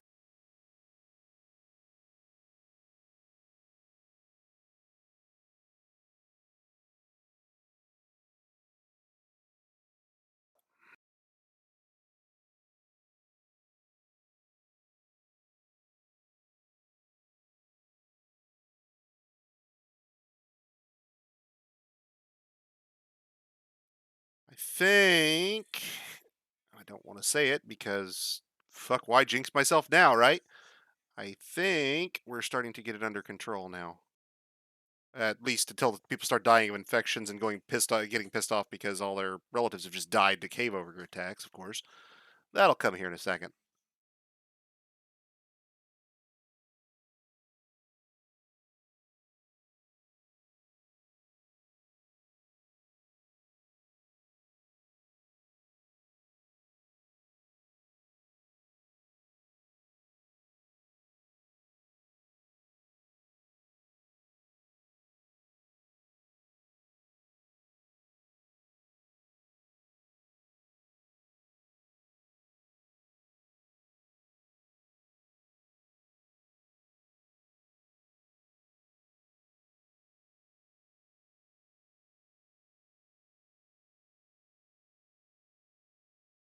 Sorry, guys. I'm just completely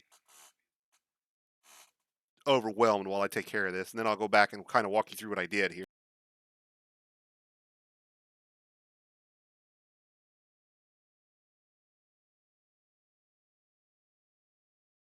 No guarantees we're actually going to save the fort, mind you, but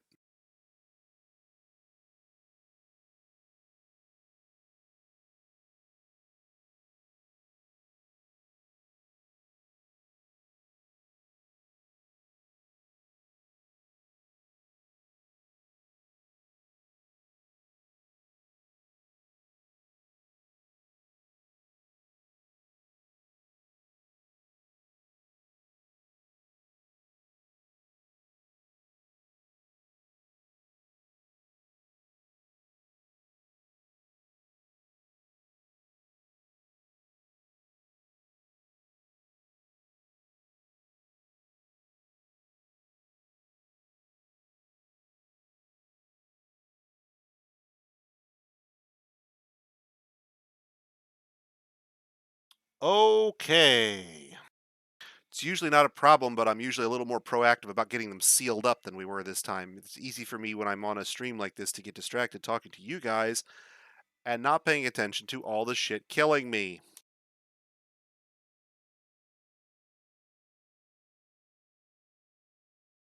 In this case, I mean that somewhat literally. The dwarves are fucking still not burying that dude. What the fuck? Somebody's got the burying job. Why the fuck are we not burying the dude?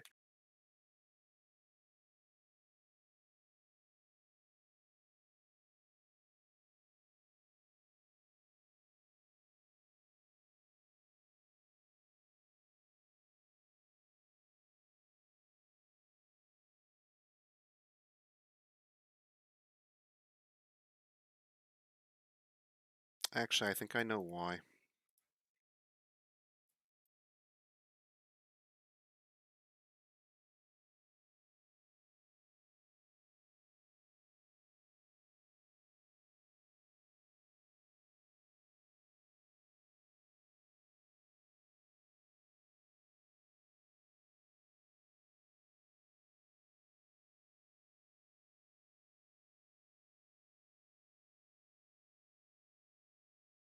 Okay, and now we should hopefully get some fucking people buried. So we turn the coffins on. That always helps, right?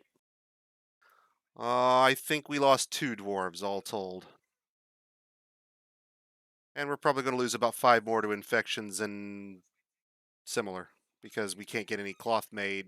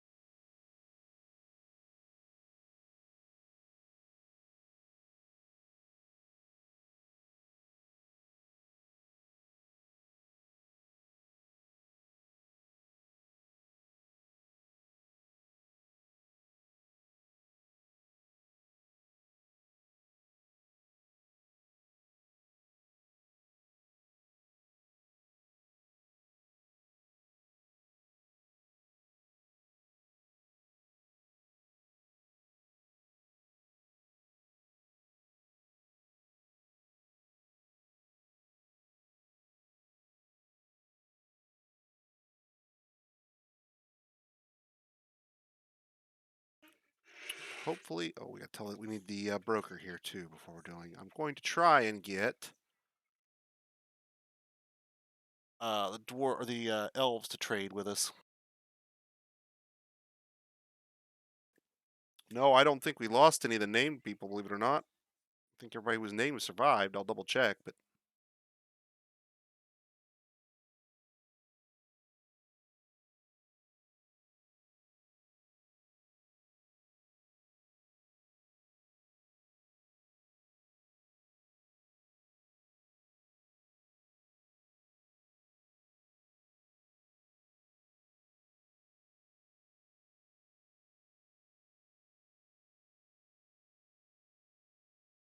of course the broker is maybe you did get injured.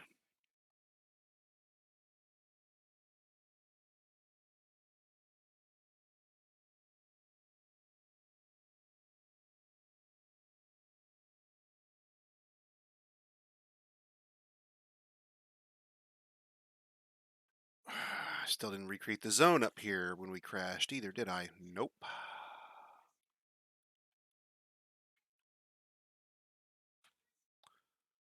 Probably a good idea to do that.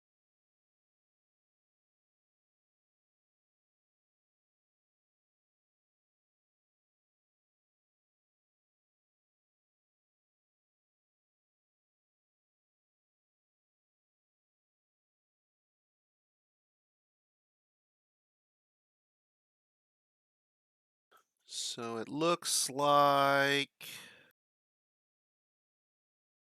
broker got injured, one of the haulers got injured, and 2 died.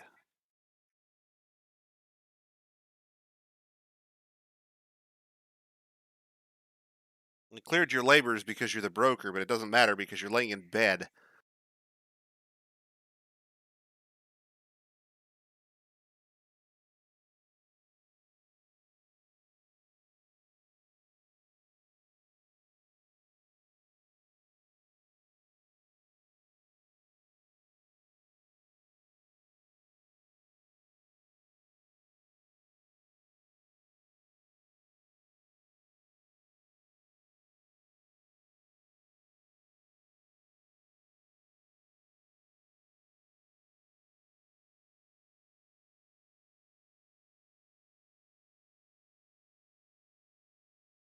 Unfortunately, they don't have any cloth, which means they suck.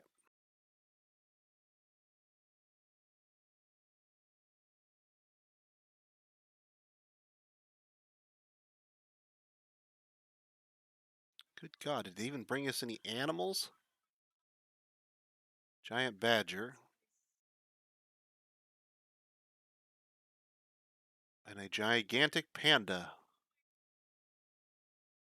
Oh, goody.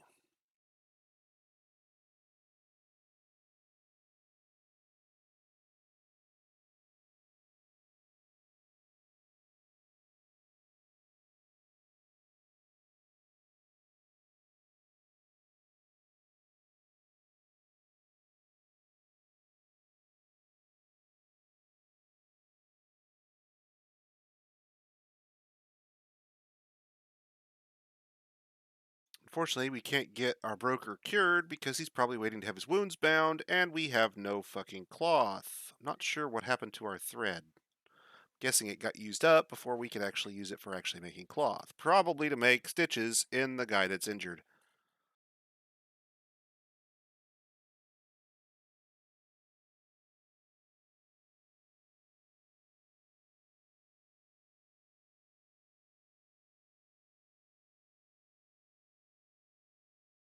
Okay, so let's rewind a little bit and talk about what the fuck just happened. Because learning experiences, right? Right. So let's talk about how that went wrong. So, I'm guessing we had just enough battle axes, 10 exactly probably, to fill up our squad of 10 and no more left over to cut trees. So the tree sat there, and sat there, and sat there, and sat there, and finally stuff started to get in, which was where our problems really started. Realistically, if I'm paying attention to what the hell I'm doing and not wandering off trying to do five things at once in order to keep the stream interesting, then this primary threat to our fortress is got my eyes on it the entire time, and I notice that nobody's cutting the tree, and we have that problem fixed. Failing that, we run into a situation where we need to immediately mobilize a militia. So the next thing I did was open up the military screen and start slamming dwarves into the military as fast as I could do it, and then set the military to squad to station somewhere useful. Now, we had the weapons and shields and such built in advance. We don't have any armor, but weapons and shields are enough to give you a at least a fighting chance against our things that got in. We dealt with none of our guys are trained fighters. I don't think any of the I'll double check, but I don't think any of the guys we brought in are really trained fighters. I mean, there's a lot of not very much there in terms of the military. Hang on a second here. We'll convert them to military status. And so here are our military dwarves down here at the bottom. None of them have any significant military skill whatsoever. None. So with bronze weapons and bronze shields, by attacking in a group, they are more effective.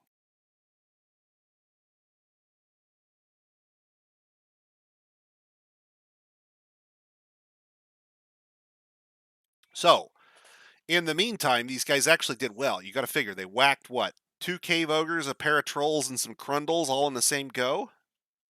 That's not bad for a bunch of untrained militia.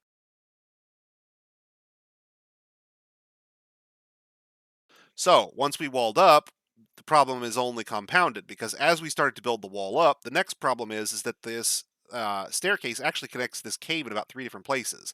The bottom floor down here where the tree was, and if you go up about two more floors, it connects right here as well through this little tunnel. And then if you go up another floor, it connects through this tunnel the same way, which means that until all of that is walled up from top to bottom, the fortress isn't secure.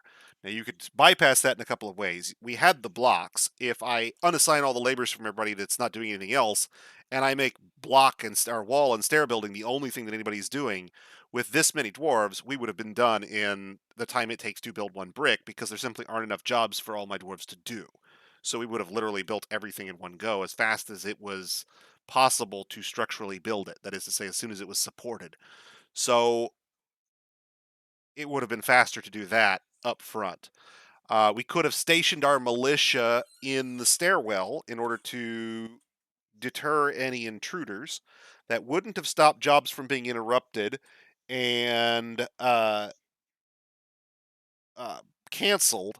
But anything that got in would be immediately dealt with by the militia. Anything strong enough to take over to kill your militia, of course, at this point is just going to steamroll your whole fortress, and you might as well just chalk it up. Um, Once we've walled that in, now we have access downstairs to where the magma forge is, and we can use the iron we have on site to start building proper weapons. Unfortunately, we still don't have any cloth, and while I built a processing facility for cloth, the farmer's workshop, I don't think it's actually processed much yet. I think we've created thread, which is good, but I don't know that we've done anything else.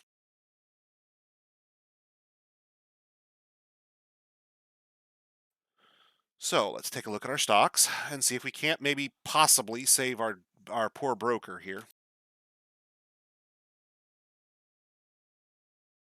We've got something like 10 thread and something like 200 stored somewhere in people's asses, probably. So that's enough to start making some cloth.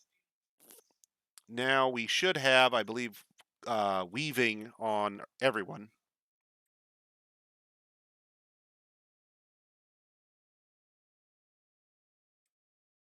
pretty much. Yeah. So we can turn that on everybody. I don't care who has that. At this point, I don't care that it's a mutable skill. I want somebody to weave my thread into cloth like yesterday. I don't care who does it. I don't care how many dwarves it takes.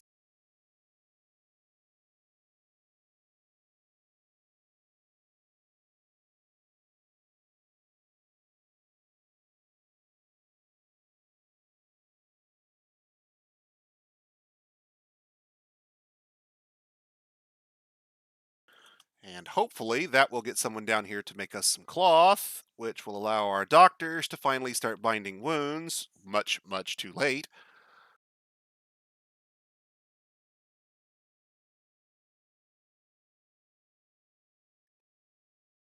Broker dead of infection, film at 11.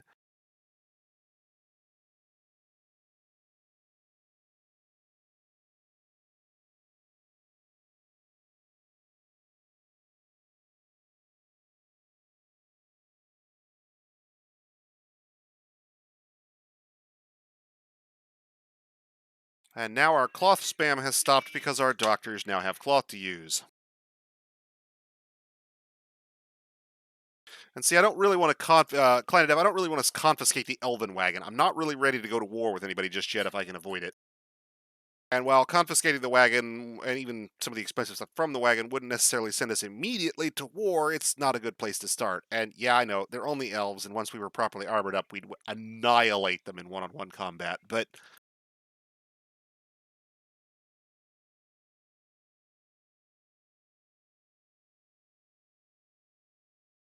I'm hoping they might do something like, I don't know, bring me a breeding pair of giant desert scorpions or something. Giant panthers would be nice.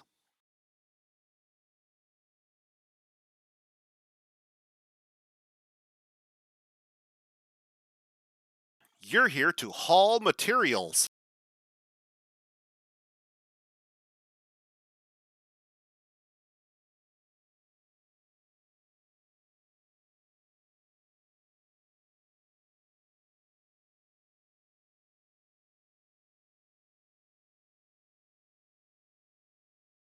Get cracking. Okay, let's see. Looks like we got a second carpenter.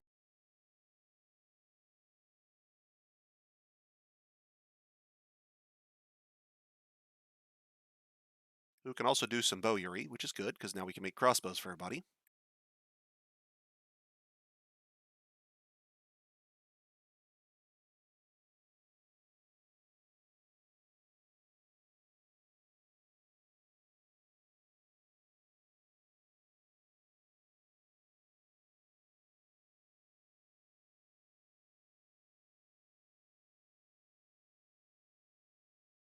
This guy is already very strongly a wood crafter. We would either have to fully devote him to some other trade skill pretty much immediately, or we can lean into it and make him a bolt maker along with the rest of the hunters. In this case, I'm going to lean into it because I really don't have the flexibility, if you will, to just do whatever I want with him. So let's take weaving off, or pull weaving off everyone now that we don't need it quite as badly as we did before. All right, what do we got here? Trappers. Congratulations, you just joined the mining corps. Oh, well, no, I take it back. You were going to join the mining corps. You've been redrafted. You're a mechanic. You're a wizard, Harry.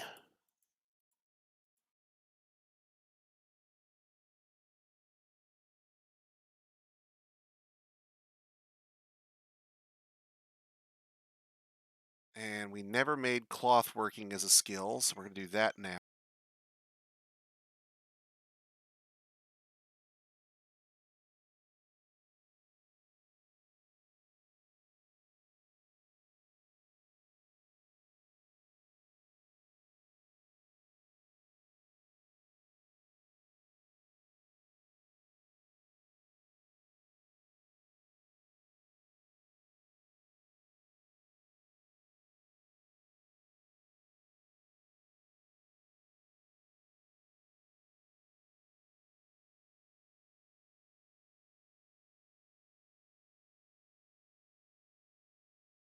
Let's get some professions assigned here.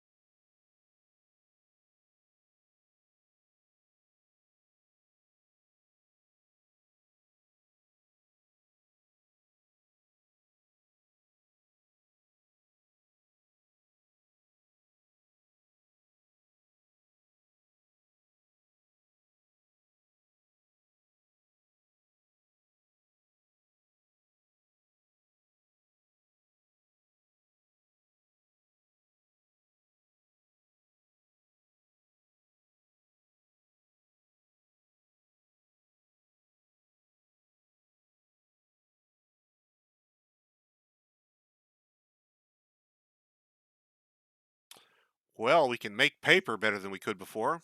Yay. We've got a highly skilled potter. That's nice because we have fire clay.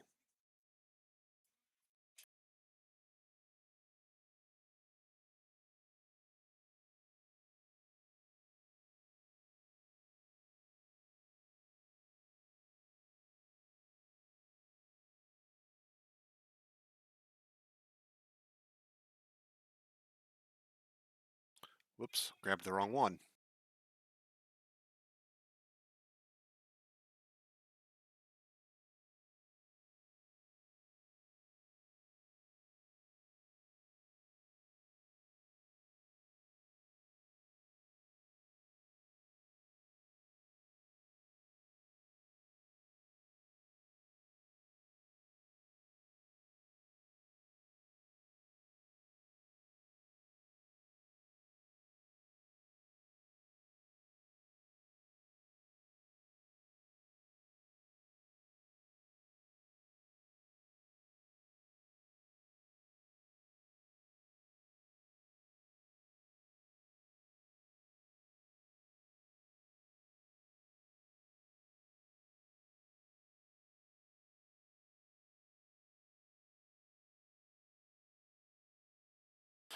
Okay, then.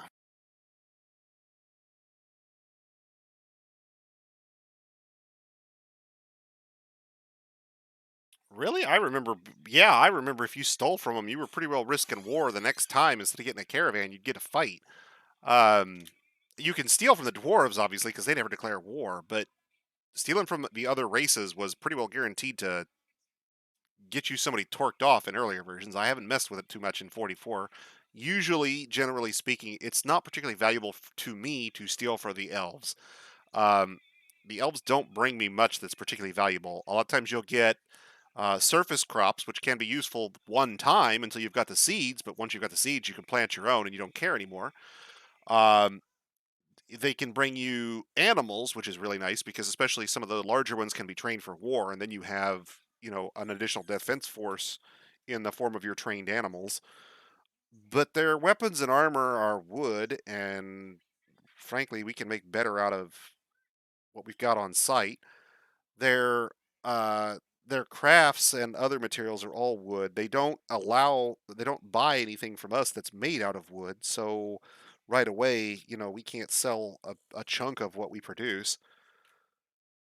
It's not generally worth stealing from them. I'd get more value in a lot of cases from stealing from the humans. Even though I couldn't wear a lot of their armor, I could turn around and resell those to other people, and they'd be made out of metals. They'd be valuable, high value to sell. Um, Stealing from the dwarves is just depends on what they're bringing. Since they'll never fight you, all you're really doing is getting some goods now in exchange for not being able to get them later. At which point, it's up to you whether that trade-off is worthwhile at any given moment in the short term.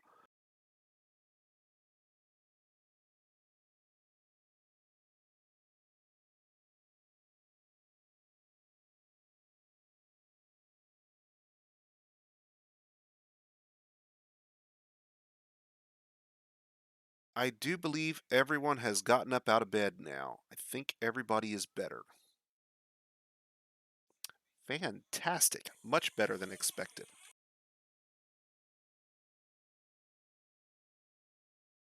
Yep, I've got them set. I don't have them dedicated to uh doctoring. I didn't make them into a noble. I could make typically at a larger fort as this gets larger, this person would get pulled out, and instead of being a hauler, I'd dedicate them to be a nurse. I'd set them up as a noble, like the doctor. I'd just give them the job, and then set on their medical labors, and then give them some other things to do so that they're occupied. Because realistically, I'm only going to need nurses if I have a large number of wounded at once.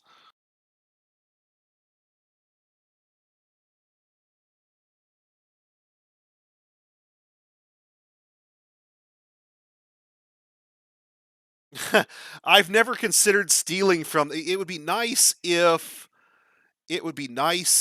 Toady modified it in such a way that a couple seasons before they send you a caravan, you'd get a trade agreement from anybody who was going to come and visit you.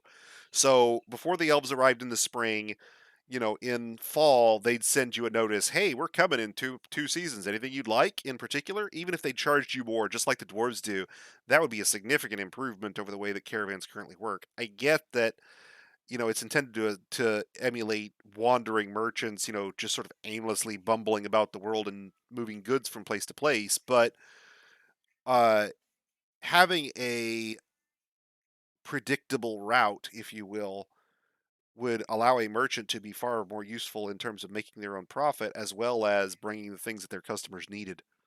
It's just one of those things. So let's go ahead and put our broker back to work as the miner that he is when he's not otherwise occupied, because we turned that off. Let's see, do we have anything else? We do need to, I'm going to make this guy into a farmer. Yes, I am. I'm going to make a couple of these guys into farmers because we need a couple farmers.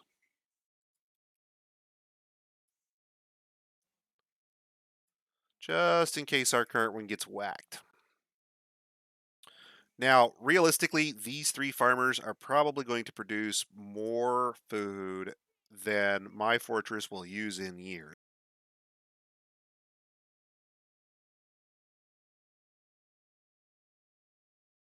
We have 300 drink and probably something like 90 prepared meals on top of another 100 food already without trying hard. Now, it's usually about here. You notice we still don't have the wealth that would be required for a Titan attack, but we're getting closer to that point. And so about right here, I would start adding minor nobles like a bookkeeper so I can straighten out some of these stocks screens a little bit, even if I don't go all the way to highest uh, detail. And I'll show you what I mean here in just a second. Was it a migrant or just a lot of injuries? No, that was the migrant that came in with the 13 to 13 bone setting and wound dressing. We've got them situated. They're good.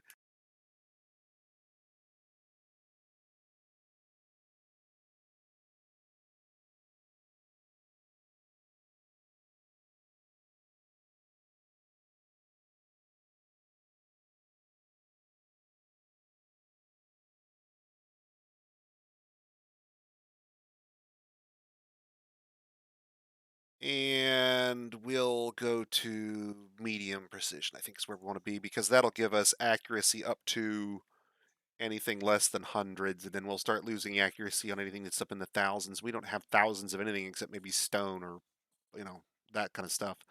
Later on, when you're bookkeeper in a large fort where your bookkeeper can be a full-time bookkeeper, then you might move up to all the way to highest precision to maximize the accuracy on your counts. Basically, what this is telling you is how accurate your count will be. So, lowest precision is what you get by default without even having a bookkeeper. It rounds to the nearest 10, 100,000, or 10,000. Once you start moving up in precision, you'll get accuracy depending on how large the count of objects is. So, low gets you accuracy at below 100, medium gets you accuracy below 1,000, high gets you accuracy below 10,000, and highest gives you accuracy all the way no matter how many you have. Now, they have to work in an office to actually improve precision, and I don't believe we actually built an office previously. But we did designate tables and chairs for a job.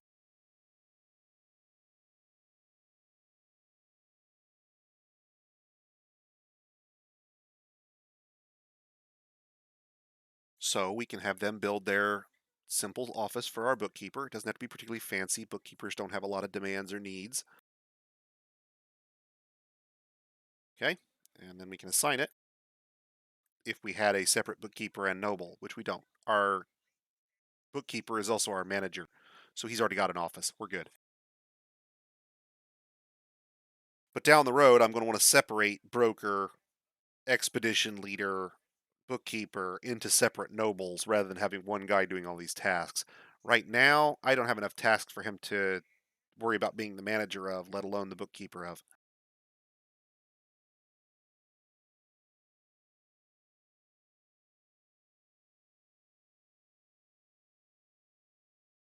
All right, so as you can see, the bins that we've been producing slowly have started to be used to house some of these objects, but this stockpile is still very, very full. One of the things we want to do down here in our metalworking area is set up a stockpile for the necessary materials. Now we can kind of cheat because directly above our forge here, we can go up one floor and dig our area here.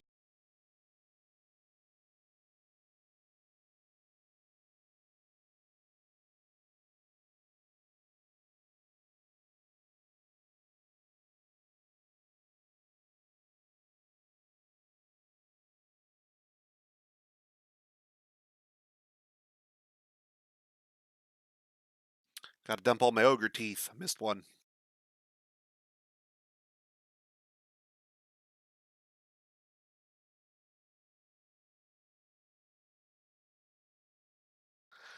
Yeah, but that's kind of one of those things where not for new players. I think it probably needs to be turned on in general, though.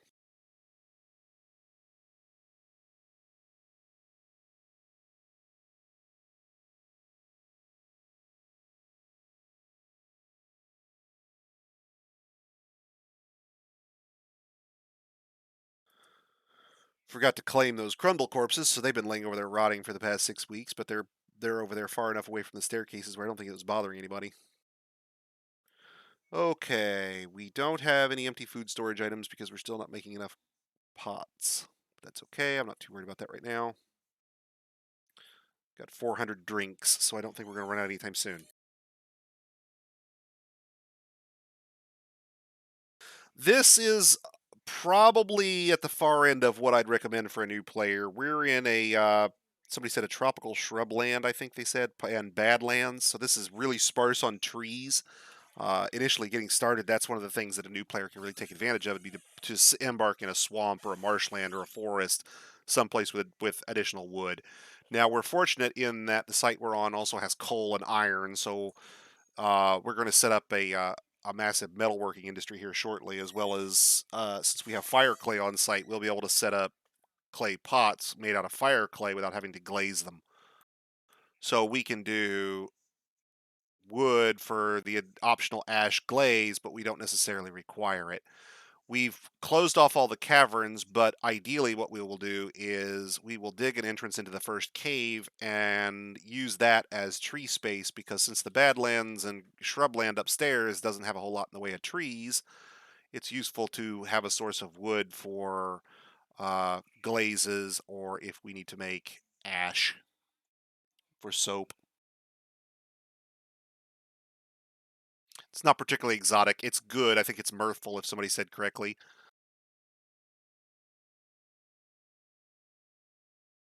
I'll have to admit, once I looked at it and said, "Yeah, that'll do," I write off my embark area. What qualities it has after that aren't really particularly relevant. What's relevant is what's on the map.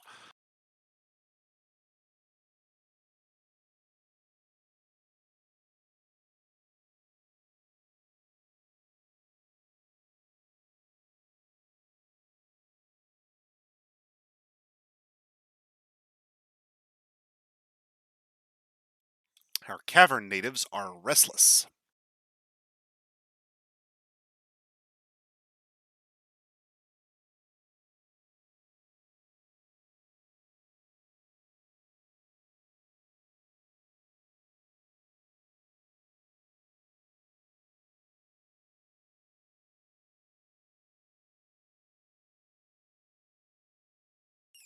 Now, I think in our next fort, we're probably going to do something. I've talked about this in the Reddit thread, but basically, I think in our future forts, we're probably going to do something a little more exotic.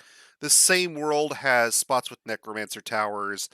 I'd like to do a desert embark at some point to uh, show new players how they can kind of settle into that pretty quickly. If you have magma and sand, of course, you have a supply of fairly valuable structural resources at your fingertips in infinite quantity. And for grins and giggles, at some point along the way, we'll probably do an evil terrain map just so people can laugh at me. Um, I normally don't bother with evil terrain. It's one of those things where I think Toadie's implementation is a little aggressive. The whole dusts, rains, and everything kills everything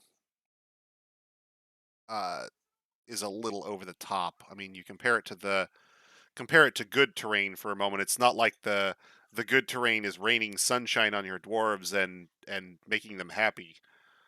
Meanwhile, the evil terrain is raining dust on them and turning them into zombies. I mean, it's a little out off kilter.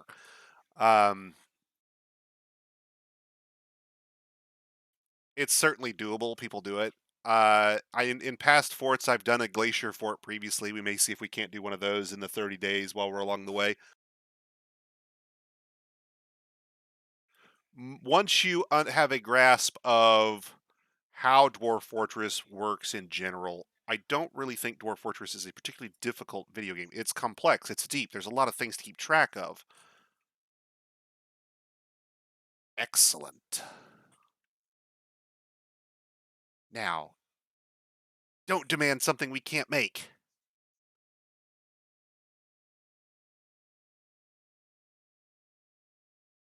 Your carpenter needs silk. Calling it now. Shells.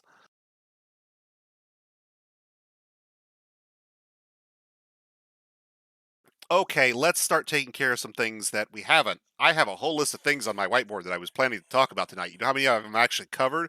Uh, Dick. Absolutely none of them. Um, I've got like 12 items on the whiteboard I was planning to cover tonight, and I've gotten like none of them done. Let's see. We managed to seal up our fort, I think. Did we actually wall it in on the top? Nope, haven't managed to do that yet either. So literally none of the things I wanted to do tonight. That's fucking awesome, isn't it?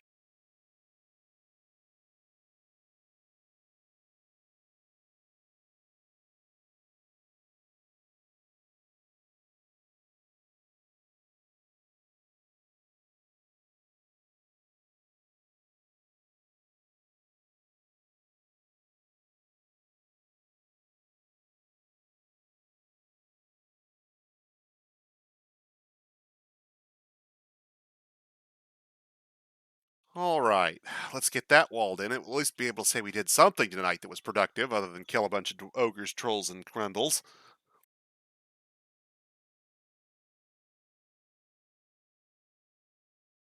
And because the mason's shop is so close to the surface currently, this will go very quickly.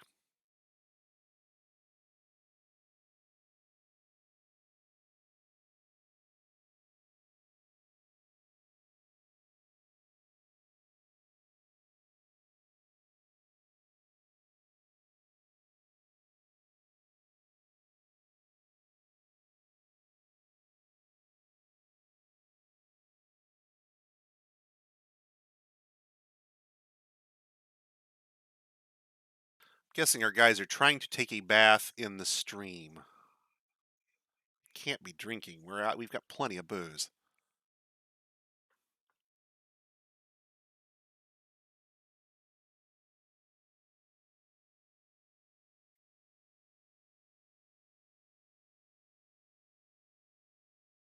What's he need? Cut gems is going to be our problem. We have logs. Okay, so the forest is a log. We have logs. That's not a problem. We don't have any cut gems. We've never built the workshop for it. Let's build the workshop real quick. That's no big deal.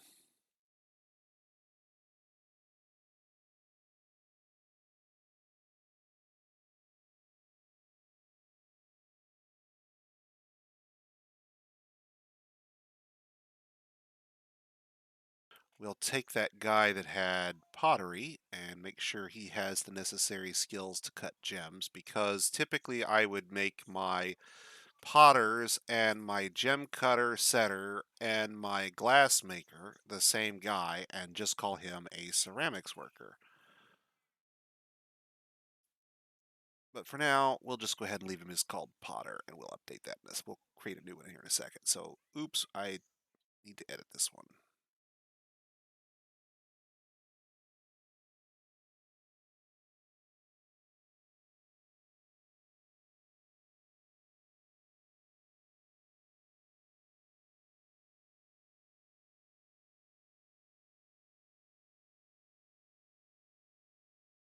There we go. Now you're mooted. That's why this guy is all red, because this is the carpenter who's got the mood. So it's not even our original carpenter; it's this newbie carpenter who's wandered in. So he's going to go from skill 3 to like something like skill 13 or 14 at least, right off the bat if we can get these gems. Let's see. What's our ceramics guy doing now? Moving stuff around? Okay, good.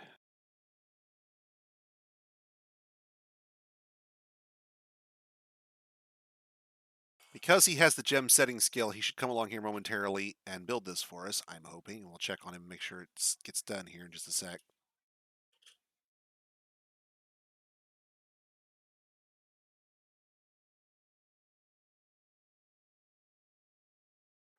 Okay, still hauling his stuff here.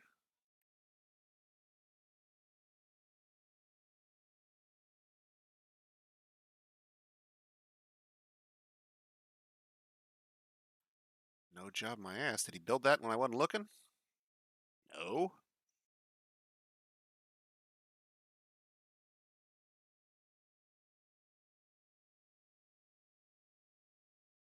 Oh, it undid the tag. It undid it. That's what it did. Okay, well, we're just going to have to commit those and then update from this.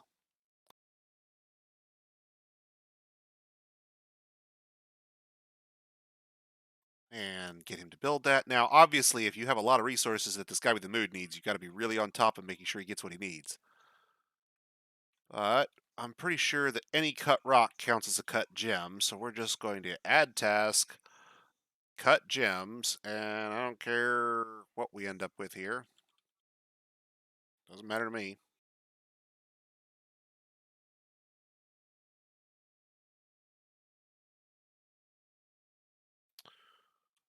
See if we've got any of those, or he'll cancel them if not.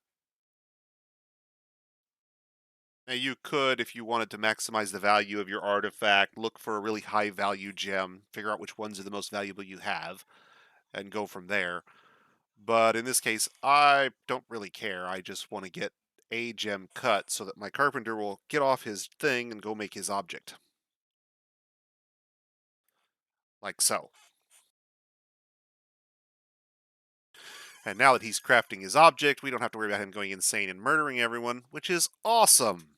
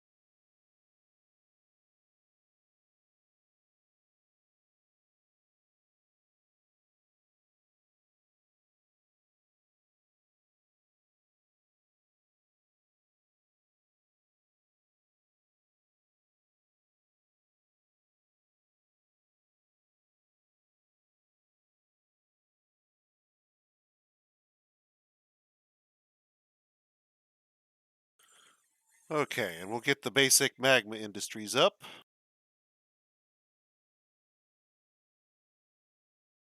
Oh, don't worry, the spikes are coming. Traps was on the list of things I wanted to get to tonight, and we have gotten, like I said, fuck all done.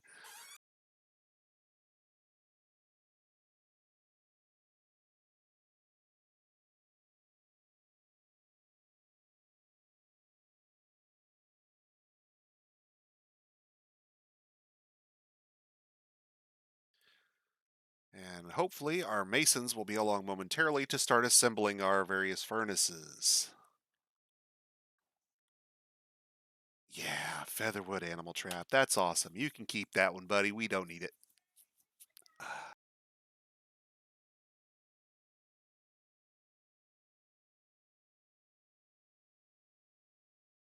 Now, the upside is if a dwarf is given a mood that isn't a possession,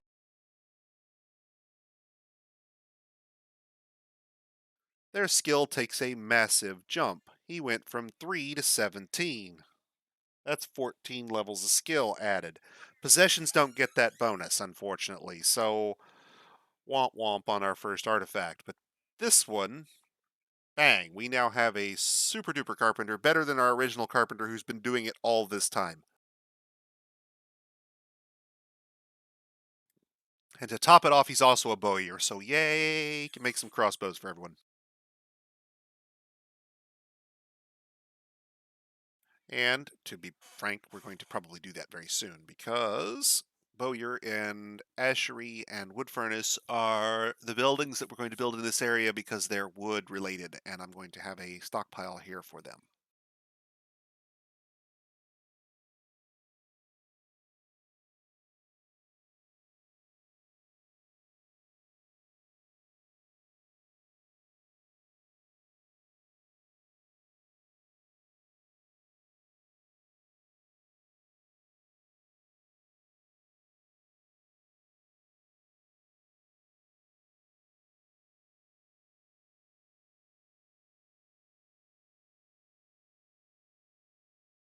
Okay, now once those are done, we'll have all the wood consuming industries right here, and we can stockpile the logs here. I'll move the sandbags elsewhere.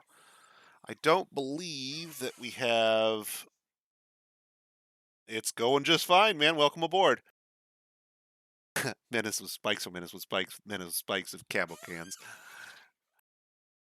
Yeah, I'm not looking to bind our guy into making a recursive wooden animal trap. Just rather him get done and get back to making something useful. So, let's stop for a moment. We have a couple hunters, but we've never actually equipped them at all. So let's get some crossbows made.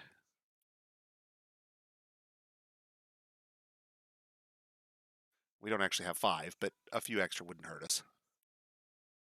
And this is just for basic equipment. For your militia, you're going to want to use something besides wood. But to get folks hunting, a wooden crossbow will get you started. You can use wooden crossbows for your militia.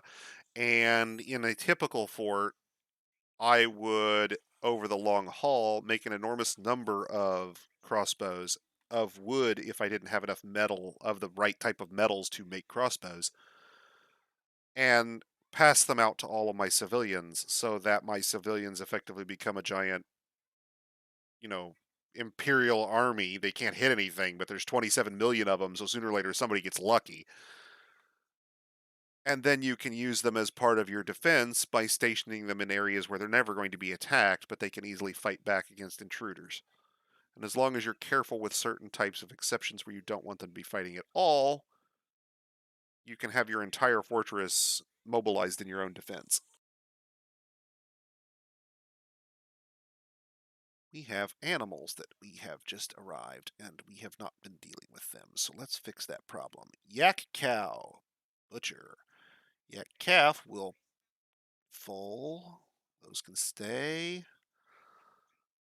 Water buffalo calf, you can stay for now. Butcher, butcher, giant badger, butcher, giant panda, butcher.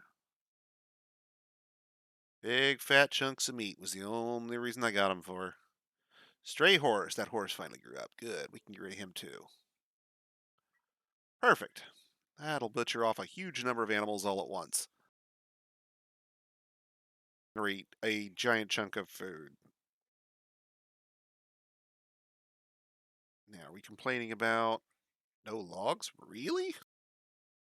Well, let's see if we can't cut some.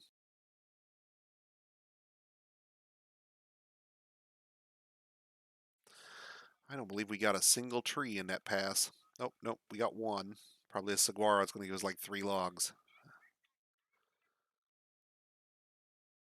So there's something that we ought to consider recommending to Toady. Why can I not plant trees?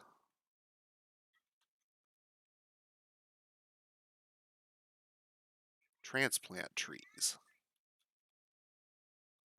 In order to, say, do a little botany on my feather wood trees here, and my feather trees here, and get, a little plot of them growing so that I can produce my wood at a little larger quantity than the rest of the Badlands here.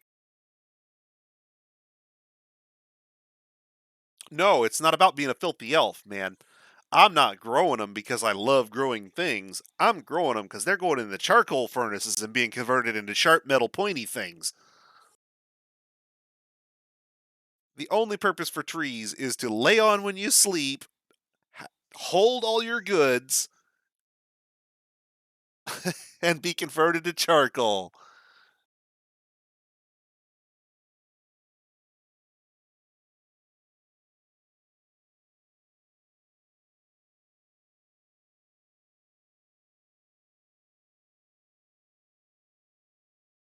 All right, we need to check on that because there's a lot of butchering all at once, and we need to make sure that they get it all hauled away, or it will become a problem.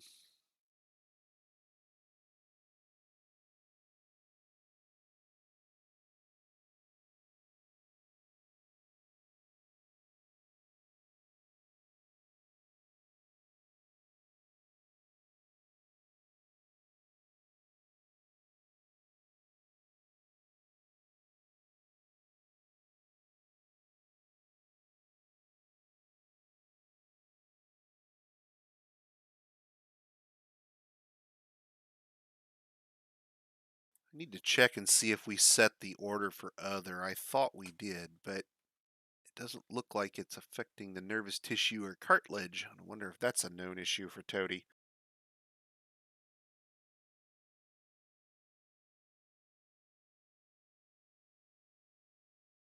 Dump other. I would assume nervous tissue falls under other since it's not one of those other things up there.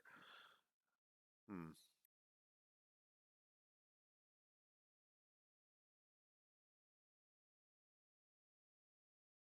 Okay, that was a big upswing in meat. That's awesome.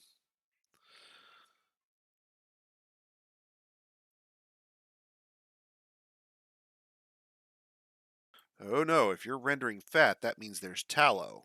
If there's tallow, I need to see what it is. Hang on a minute.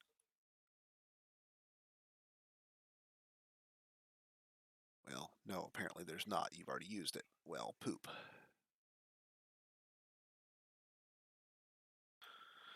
So there's actually a df hack command for stopping the use of tallow in your kitchens.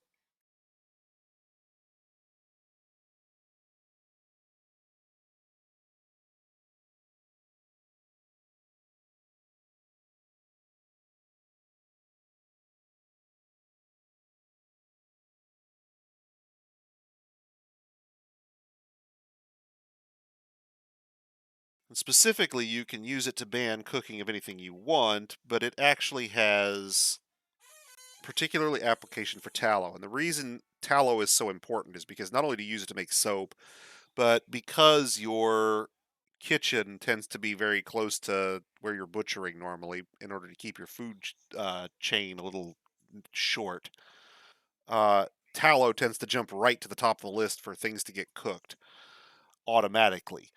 You can turn it off, but a lot of times you want to cook it just to get rid of it.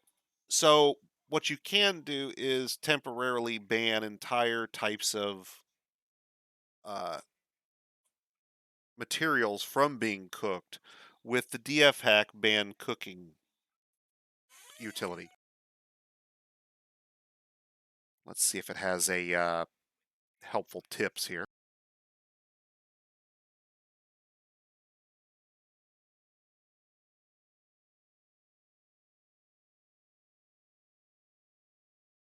So,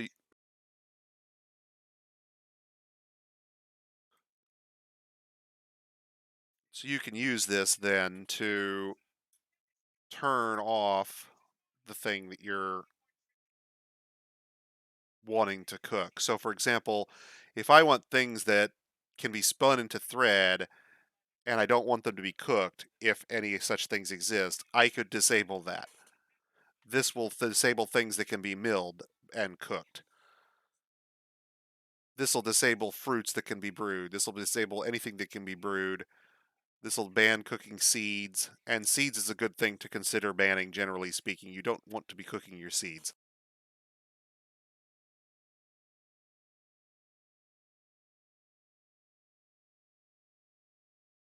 And I'm not sure that we have, since we're on that subject.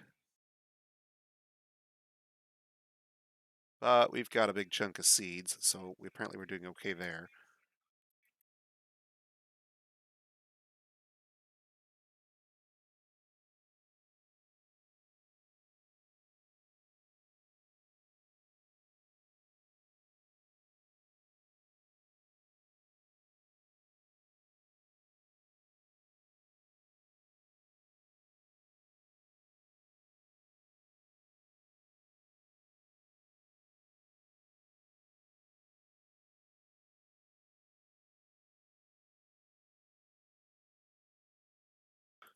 So let's get a. I think we got. Don't we have some alfalfa? Yeah, we do. Got a bunch of alfalfa and barley. And those can be milled, I'm sure. So let's get ourselves a quern.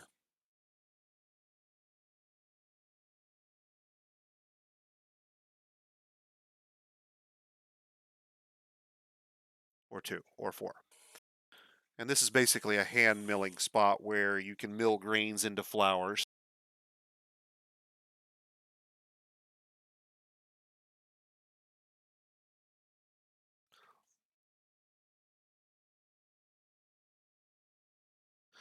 Going to have to. What is our bookkeeper doing here? Is he nobling it up?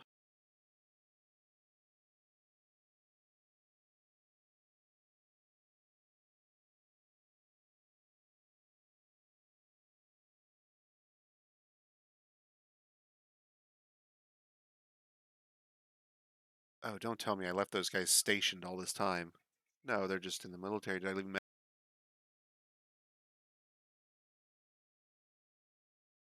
Yes, I did.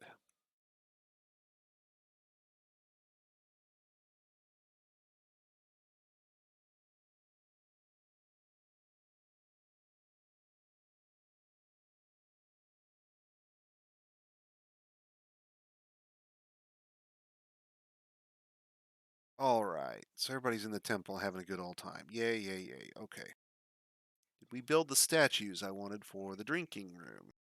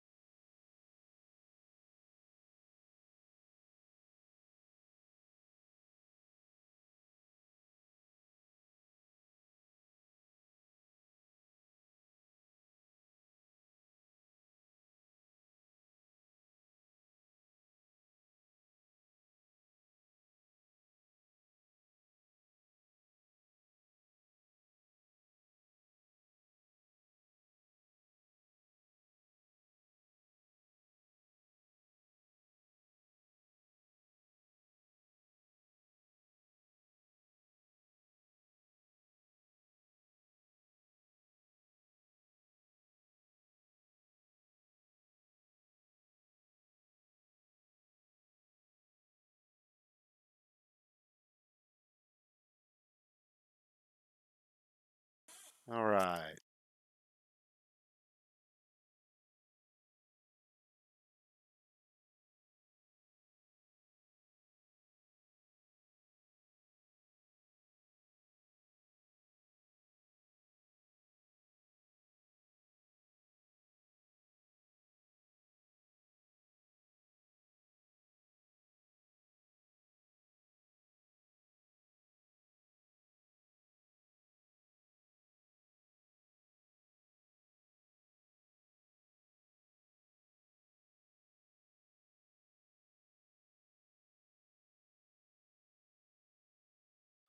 No, I don't think we want to bother that far, but we can go ahead and make it a statue garden anyway.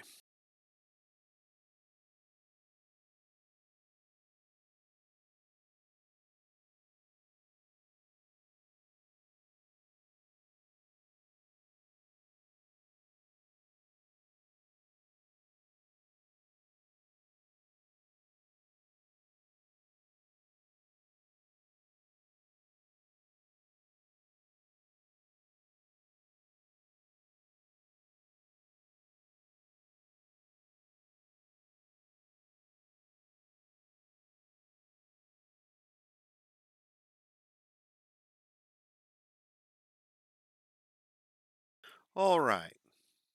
How many dwarves are we up to now? 37? Okay.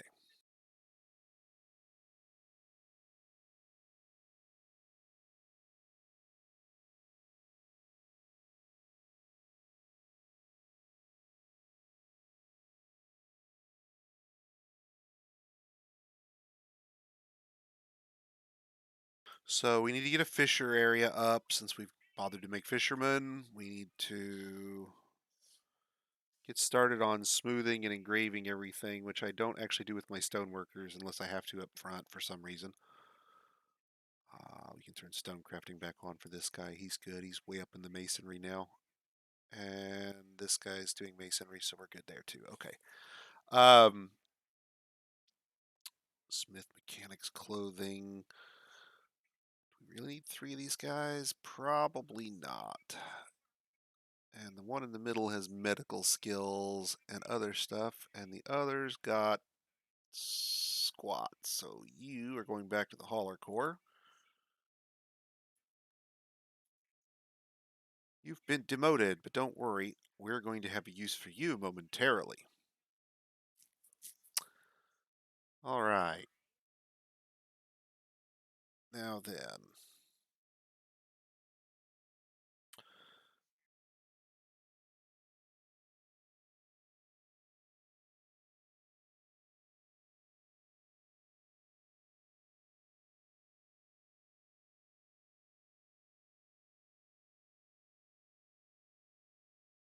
That would also explain why our bookkeeper has done fuck all. He's also our militia commander and has been standing on guard for the last umpty bazillion, who knows how long. Yay. You're doing it all here, Senji. The entire fortress has been on your back this entire time. Don't let it go to your head, though, or we're going to flush you down the lava. Let's see here. Where is our guy?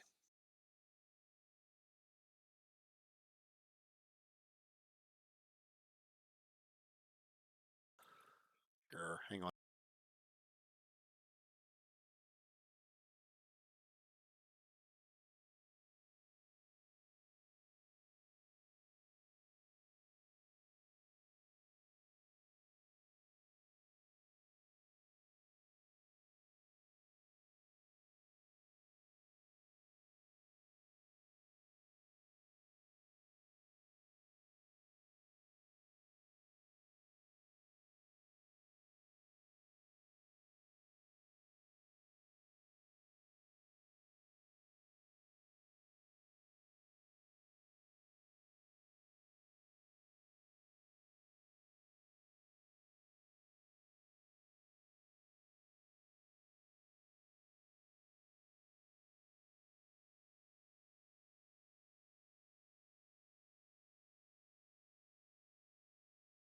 Okay, then.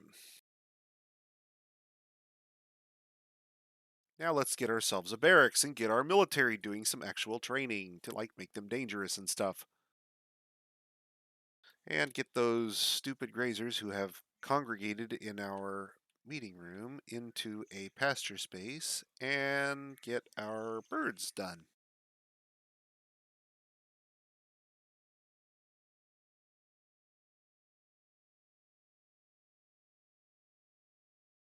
And also get the pets indoors if they're not already.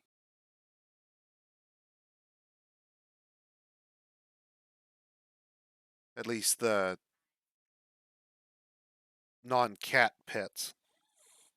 Cats I leave roaming. Not worried about it. Eventually you can lock them in using a, pet don't pass beyond this door. But for now, let them roam, let them kill vermin. They're doing their job. Okay. We need to get nest boxes.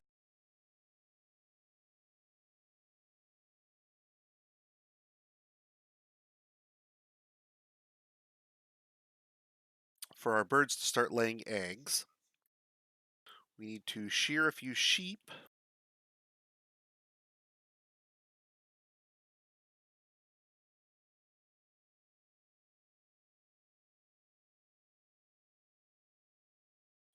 My guess is we don't have anywhere near that many, but let's see. I believe we still have some cloth workers, don't we? Yes, they will do the shearing.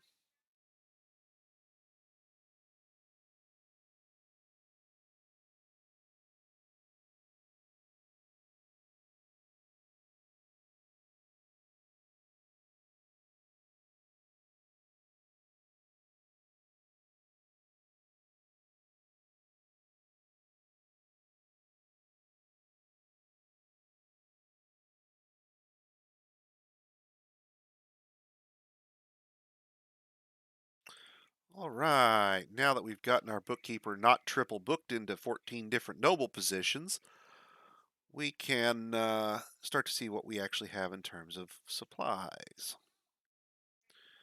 Specifically, we have 36 prepared meals left. Now, last time, I don't know if you guys remember it, but I actually canceled the uh, make sure we have food and drink jobs, or at least the food job. The drink job looks like it's up here.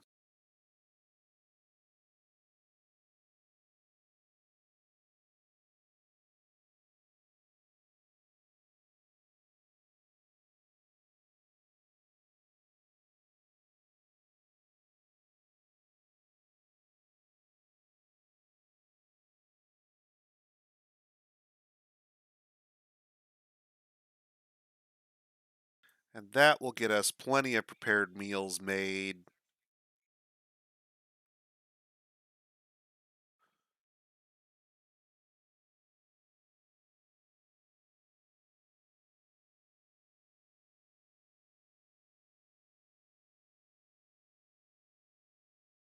Our seeds are off. Let's see. I don't care if they cook the barley wine. That's fine.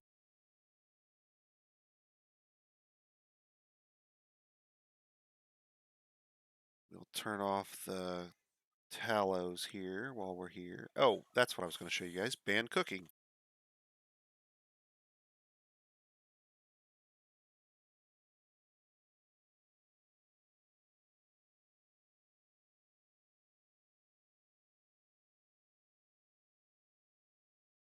All the tallows are now turned off automatically. Bang, done.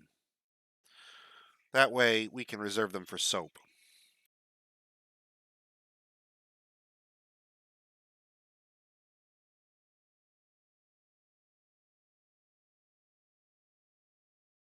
We have lye. I believe we have wood or can get it and make ash.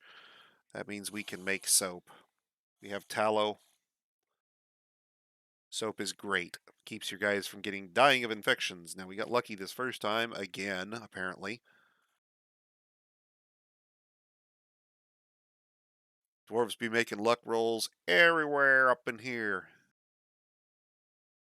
I believe we have at least one guy who is set to build soap. So let's see if we can get somebody to come along here and do this. There we go. Looks like our doctor will make soap.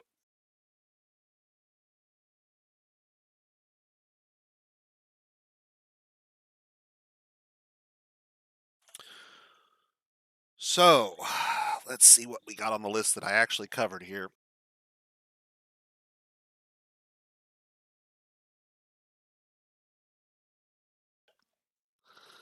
I didn't cover workshop skill restriction. We've not made the well, but that's the next thing I'm getting ready to do. And then traps. We didn't cover traps and entrance design. Yikes. What a shit show. Okay, let's get the well done at least. That's easy enough. So, a well is particularly useful near your hospital. And wells are one of those early game bugbears for new players who don't understand how the water flow model works in Dwarf Fortress. Generally speaking, Dwarf Fortress uses a very lazy pressure model. If water can go down, it will. If it can go down and appear at the head of a column of water on a lower floor, it will. If it can come back up through a channel, it will, up to a level below where it came in, normally. Now, I'm accepting certain things. If you're pumping your water, I assume you know what you're doing. If you're pumping your water, there is an exception. It can actually rise to one level above the pump. So you can flood your fortress with pumps in ways that you can't with standard flow. So what we're going to do is use the river, and we're going to direct the water flow through a filter that will hopefully eliminate any enemies from getting in. We'll set it up in such a way that there'll be a drawbridge at the entrance so we can close off the flow, a drawbridge inside the well complex to allow us to drain the aqueduct and the well, um, in the event that for some reason we need to maintenance the system. I'll show you how to make a drain without having to drain it off the side of the map, but I'll also explain how draining off the side of the map works. And once we've got the well up and running, I'll go ahead and close down for the night because it's already 11 and I said I was going to knock off at 10. So we're going to go for probably, I think, about another half an hour, and then I'm probably going to knock it off for the evening. So let's talk about well design.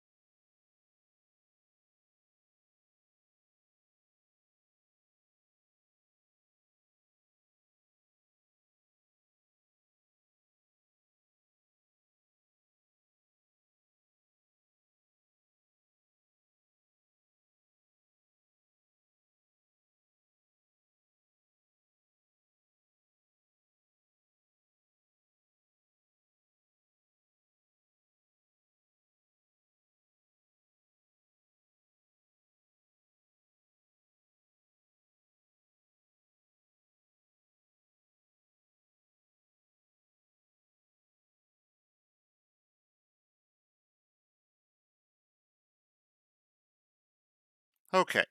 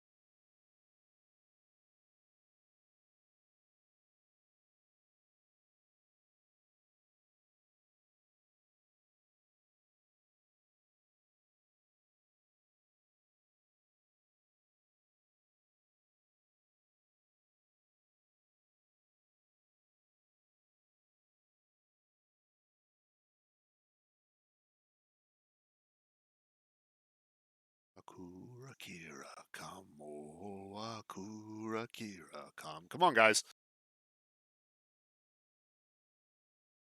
All right, so what have we done here? Let's talk about this for a minute because there's a whole lot going on here in terms of design for a new player to swallow all at once. A lot of weird stuff that all designated all at the same time. So what's going to happen here is our dwarves are going to dig this out, and I'll go ahead and unpause so they can get started. And this room is going to be where our wells are. And we will have 4 wells. These downward channels will become wells. This here is to allow us access, and this weird looking hallway is a pressure reducer, which I'll explain here in just a moment. It's designed as a safety mechanism. We really shouldn't need it. Our dwarves should be able to get to those staircases, but it will help if in the event that there's some sort of bizarre flooding incident that we weren't expecting. It's a really paranoid precaution in this case because there's not really a circumstance where there should ever be water rising to that level. But if I somehow manage to hook a pump up to the system backwards or something and flood water into the system in a way, then maybe we could flood ourselves. Maybe.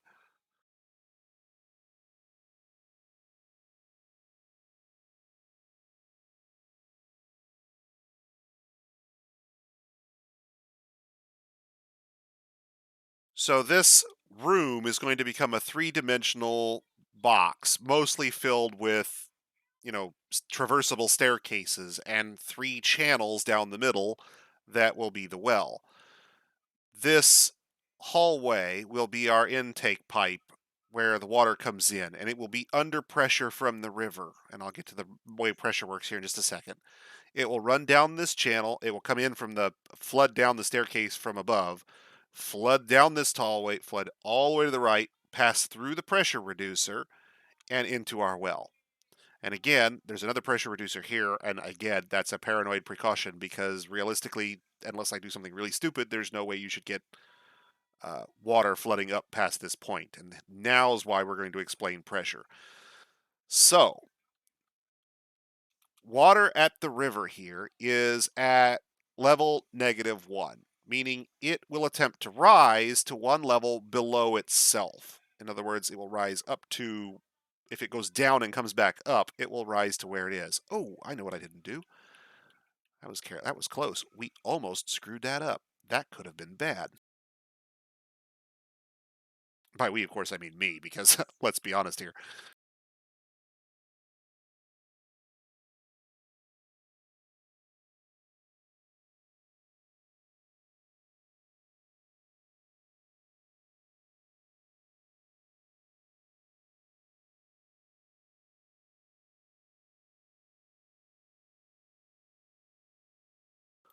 And I want to pull a trick.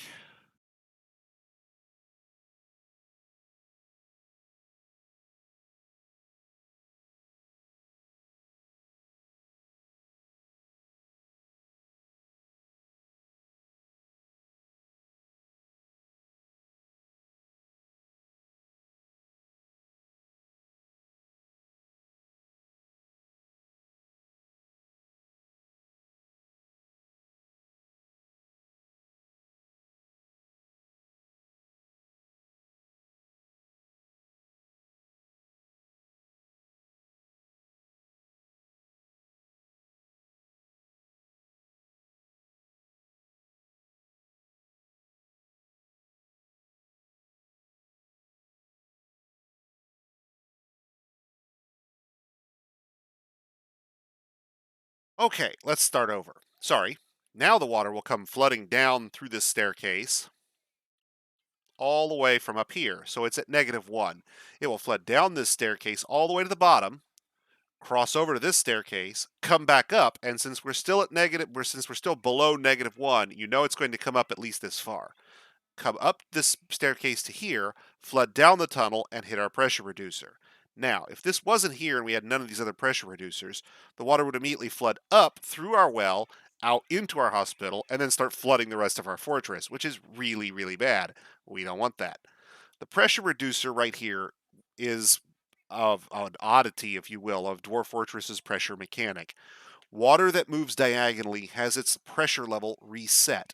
So water at -6 that passes through this diagonal is pressurized back to -6 rather than the -1 that it was originally when it came flooding in, remember? All that water is under a higher pressure until it hits this. And then it's like spraying water through a crack. It's coming in at a really high pressure, but it's getting reduced because there's not enough of it getting through. And the water will flood into this well chamber, fill it up, but then rise no higher. Now, the reason we've provided the additional pressure reducers is just as a precaution, just in case, I don't know, I managed to mine this out from above or ruin my pressure reducer in some other way. It will help keeping water from flooding out through the access channel. Now, that's not a great thing anyway because it's going to still flood up through the wells. So maybe we were lucky and we could get that, floored over or something, but that would be our best, that'd be our only option at that point. At the bottom of the well here, I haven't dug this out yet, but I'm also going to dig out a small side room which will house a raising and lowering drawbridge. And you don't have to dig this room large if you don't want to, but if you dig this room the full 10 by 10 size that a bridge can be,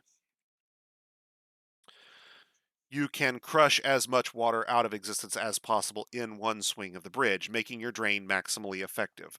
There's no difference between a small bridge and a large bridge in terms of how fast they open. So the bridge that's crushing your water out of existence, if it's large, will pull in as much water as it can. We'll mine out these little nubs of rock here as well to to open this up. With the goal being that in the event for some reason that we needed to suddenly access this chamber, we could drain the well out, drain it down to where it was dry enough that our dwarves could traverse it and then do whatever it was we needed to do.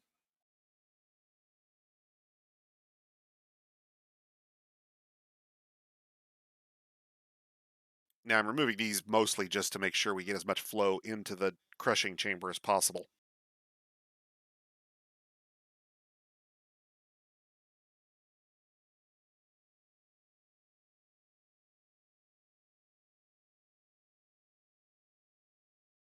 26 shell blocks, a couple of mechanisms, and we'll have a drain in the middle of nowhere. Give me a second here, guys. I gotta step away for just a moment.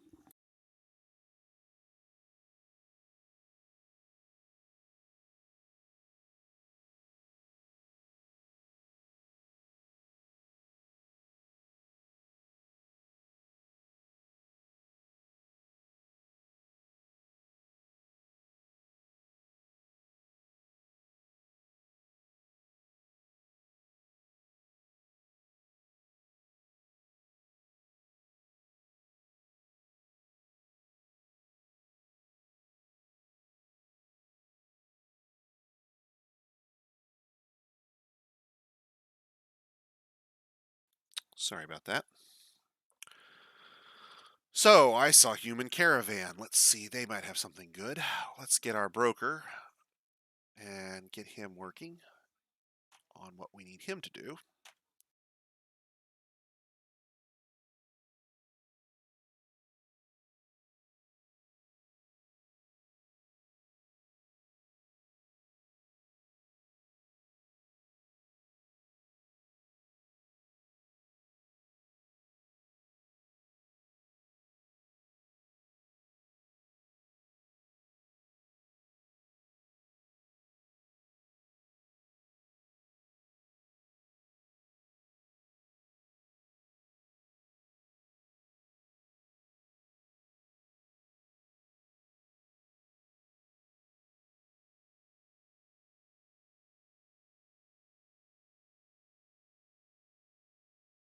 And I'm rolling most of this stuff out because we don't really have a lot of value yet. We've kind of intentionally been holding back on building up much value. We don't have a military, we don't have traps.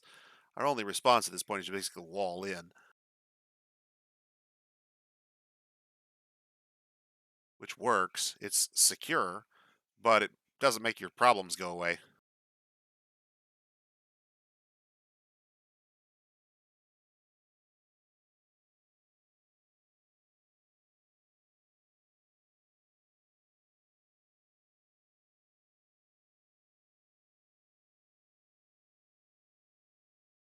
Speaking of,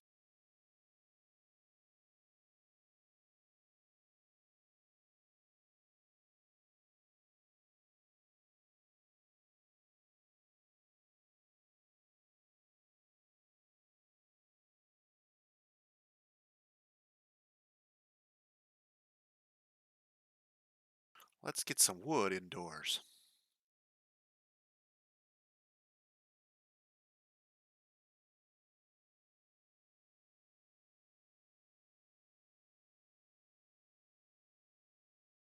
Damn it, Senjay.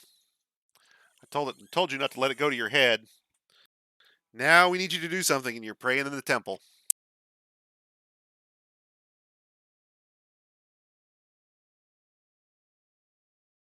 One day they'll look down at me and say, "Save us." And I'll say, "No, go away, I'm praying."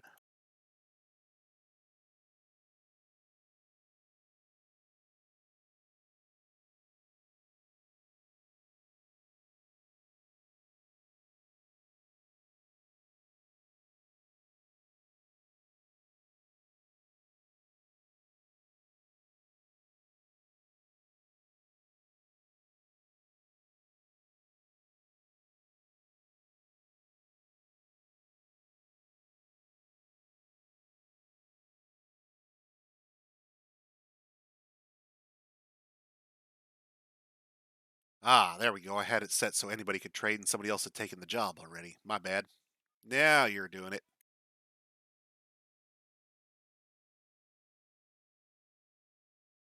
All right. Bars.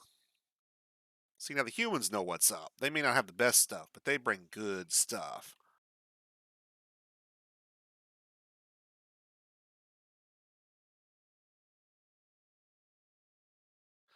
Could buy the ropes. That would be give me a way to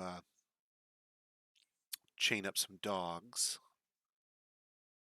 We can always use another blue peacock. We can always use more dogs. That's meat. What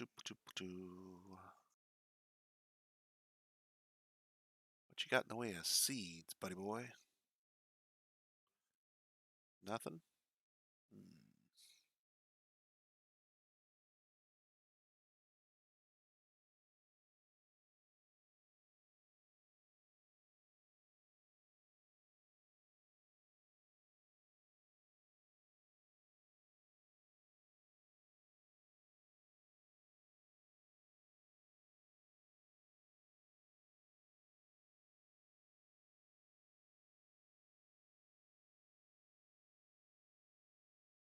And they bring cloth and leather in bins, so it's easily moved downstairs, and we can use the bins for other stuff. Nice.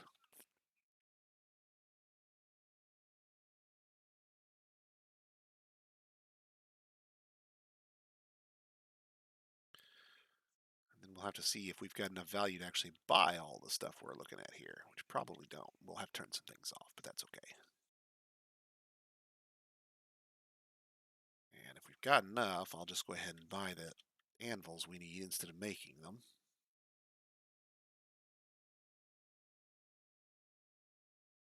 We could buy their food, but I don't know that we necessarily need it. We can use that to process that stuff for seeds as well if we wanted to. So let's see. That's worth a bit. I wish there were a way to. There it is.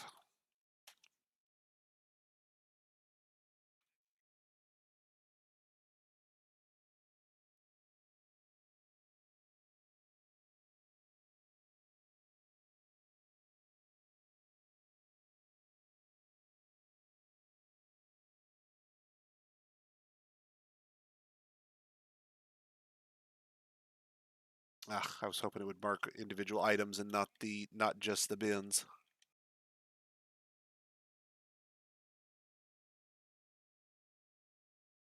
When it marks the bins, it's not selling only the bin, it's selling the bin and everything in it. But in that case, I want to invert the selection and I want to sell the stuff out of the bins and keep the bins.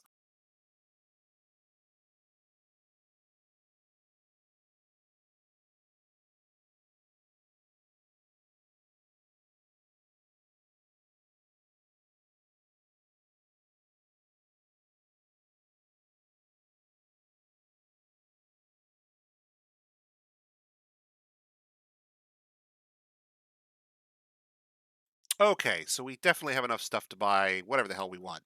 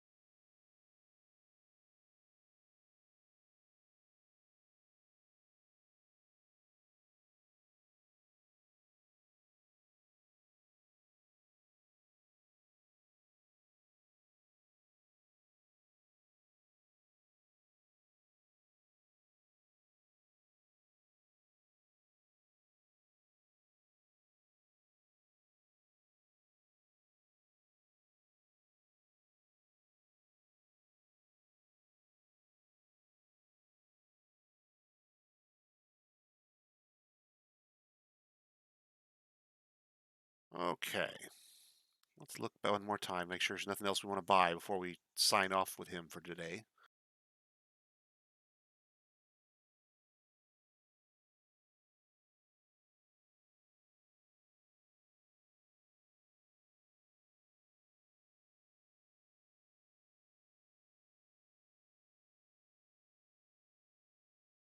We could buy the world's largest supply of cheese.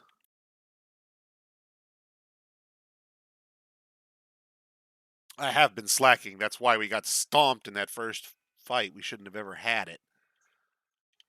We'll buy some of his foods and see if we can't thereby get ourselves some seeds.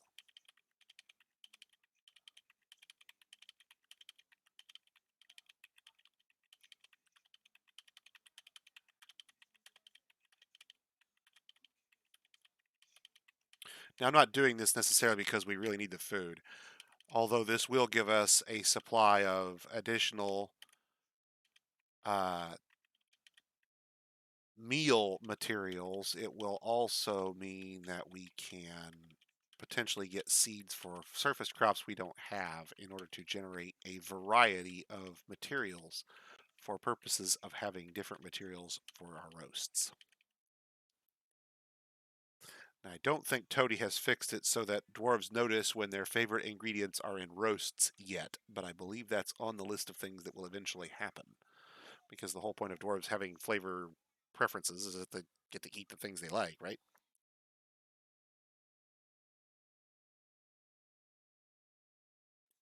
And that's another 800 bucks. So yeah, we can do that. Come up here and burn a few more mugs. Watch this.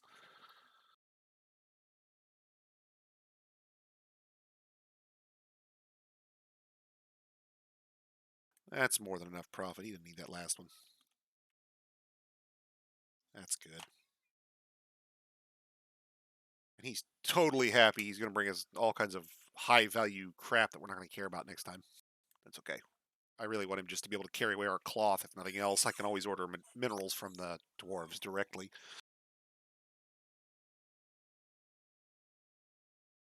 Okay, and now that that's done, let's pull our goods back in. Turn our broker off and put him back on mining.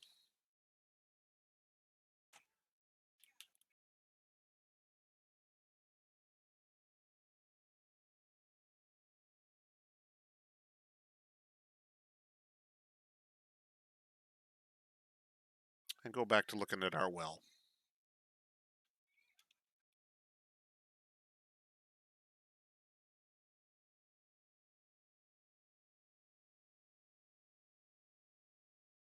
Okay, and I didn't cover it earlier, but my intent is to have a drawbridge here that raises. So water will flood into this point, and then we can close off the intake if we need to. We'll set up grates over this, and I'll build an access point that we'll wall over later.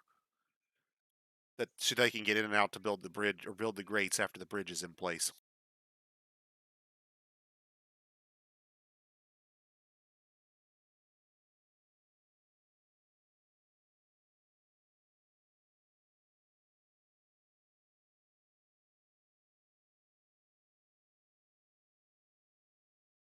Now, another alternative here is you could use a retracting bridge, say over the top of this, to block intake.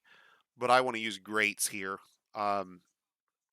because, if nothing else, it will tend to draw creatures into the water who can swim and also destroy buildings.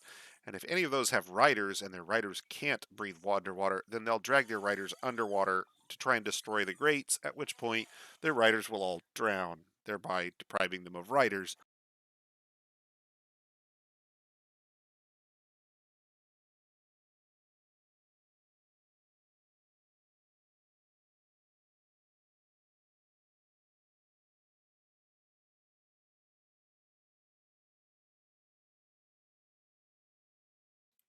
So that little staircase access there will give us access to the bridge area.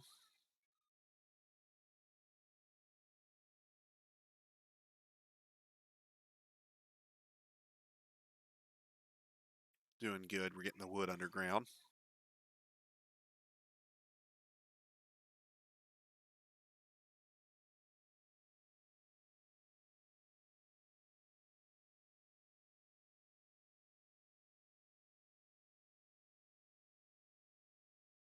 I don't know that it is the best game ever devised, but it is definitely one of the best I've ever played. Definitely one of the best I've ever played.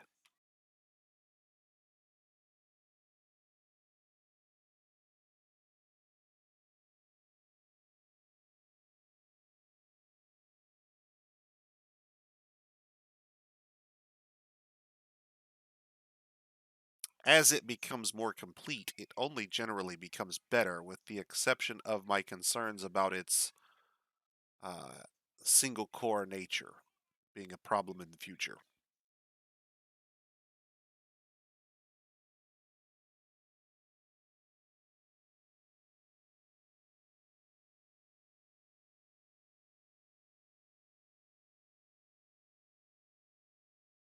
Well, I'm assuming when we say goblets and mugs here, what we're really talking about are high end artistic sorts of pieces, the kind of things that, are ornately carved and intricately inlaid. Regular mugs straight out of the bin, that regular quality mugs with no quality modifier are only like worth, I don't know, 10 or 20 dwarf bucks. They're not all that valuable. You have to make hundreds and hundreds and hundreds of them to get any real value. Um, we had an enormous number of mugs that we were selling that because we started off with relatively skilled dwarves, by the time we got to that point, that we're selling for, 50, 120 each, and the figurines, 150 each. So that's, five, six regular quality mugs. So you're getting far more value per mug. You got to figure the ones with the higher quality modifiers like that have got to be intricately inlaid if they're not, or, carved, shaped, so that it's not so much that they're mugs, it's that they're pieces of art that your average elf could take home and put up on the mantelpiece of their little tree hut and finally have something worth looking at.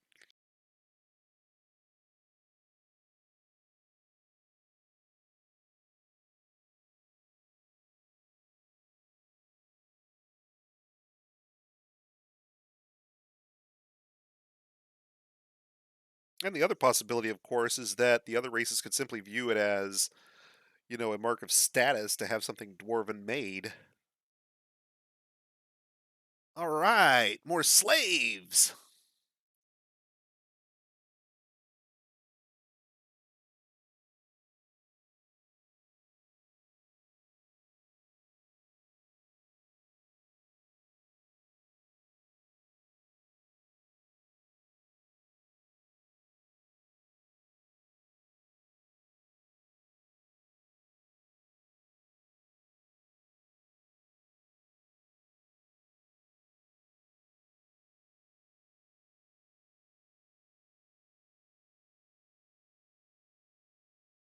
All right, let's make sure we've got only haulers in the military now.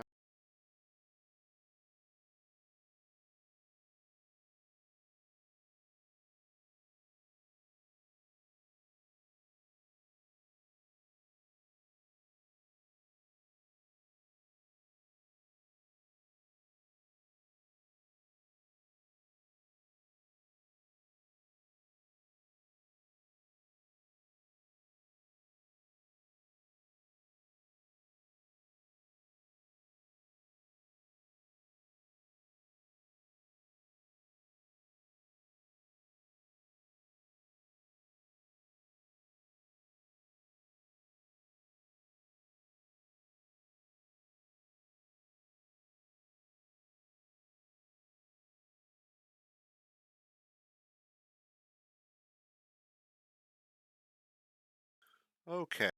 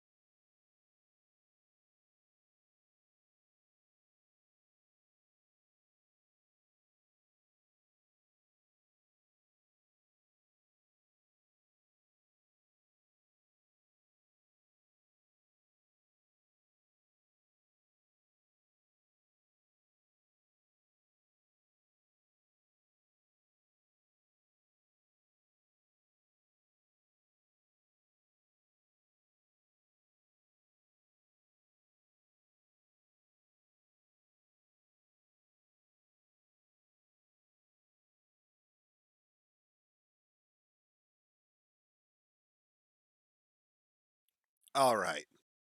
So now we've got our engravers started. And generally speaking, I like using militia for engravers. It gives all, you kind of figure these guys get to see all the stuff they want to engrave. Goblins getting spattered. Forgotten beasts that your civilization has eliminated. They're going to get up close and personal with it and then engrave it on your walls. It also gives them a mutable skill, which means you can then assign them something like uh, bone carving, and they can get to a low level of that without having to risk that you're using that as their mutable skill.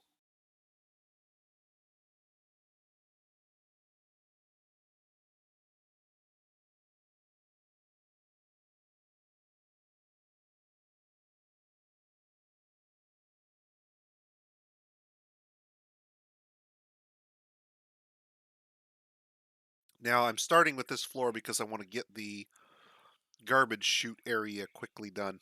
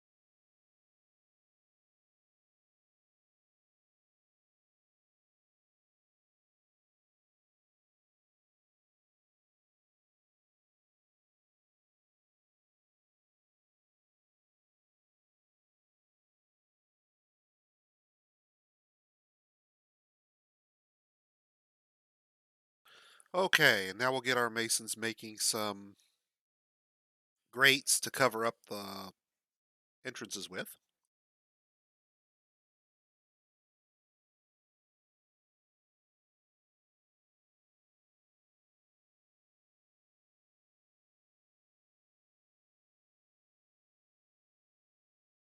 We are going to need to change our stone stockpile. We set it for all stone, and we need to change it so it's not including ores, or flux stone, or clay. Because what we want here is just stone for our crafts dwarves and our masons.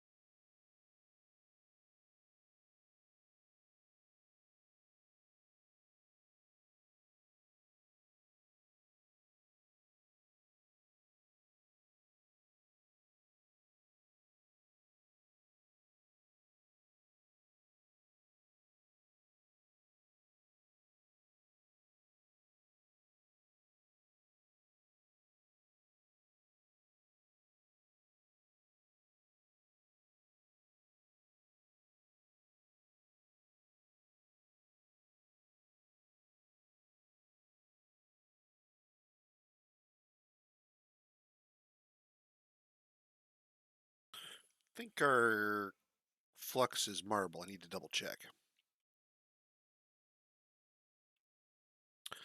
Because it matters.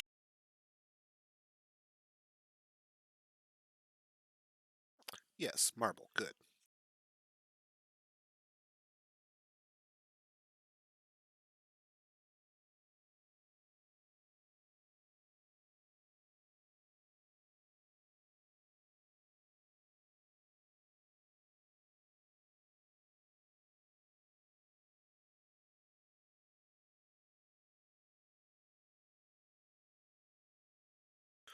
Take a look here and see.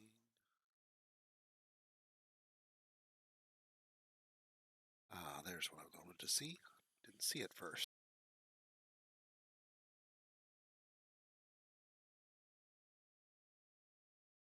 Tetrahedrite would be another one we'd want to trap. Okay.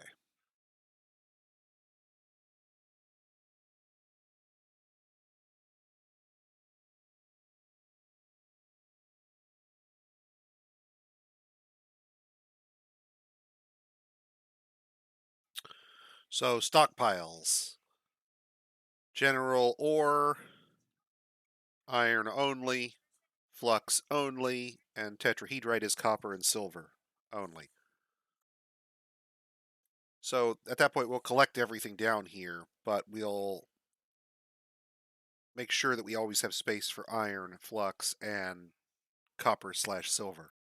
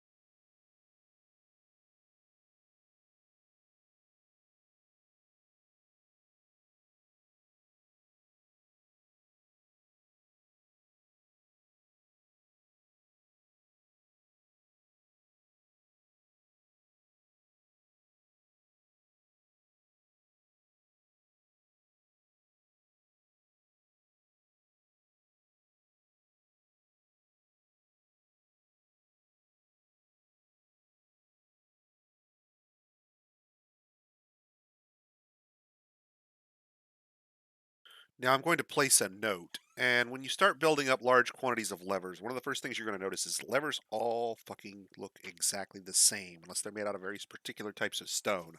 Some stone makes levers look blue or yellow or red, but generally speaking, a lot of stone looks just like these, gray, and you can't tell the difference. And maybe if you're paying attention, you probe the lever to figure out what kind of stone it's made out of, and maybe you try to make something out of that. But no, don't do it. Don't do it. Don't even get in the habit of it. Don't. Put your levers down, link them up, and then place a note. And you can name the note. Doesn't matter what you call it, but then it will let you know what it does.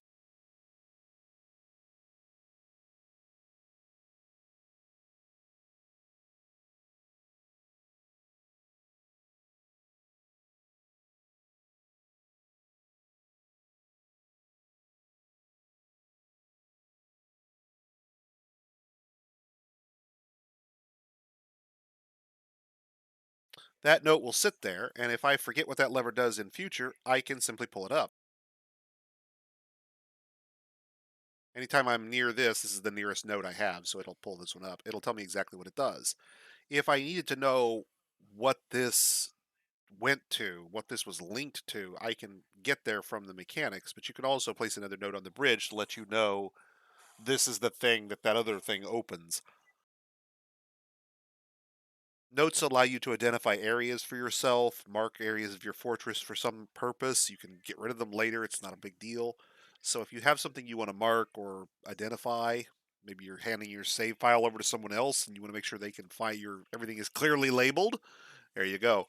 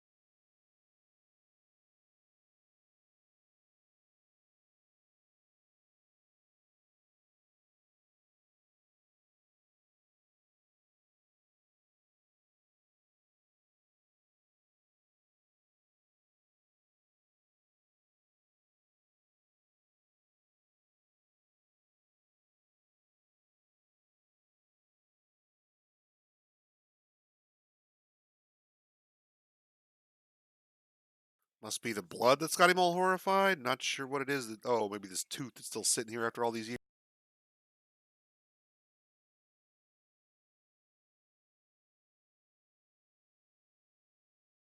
This is fantastic. I can leave one blind ogre tooth right in the middle of the hallway just to piss everybody off just a little bit so they get inured to seeing the sight of dead things.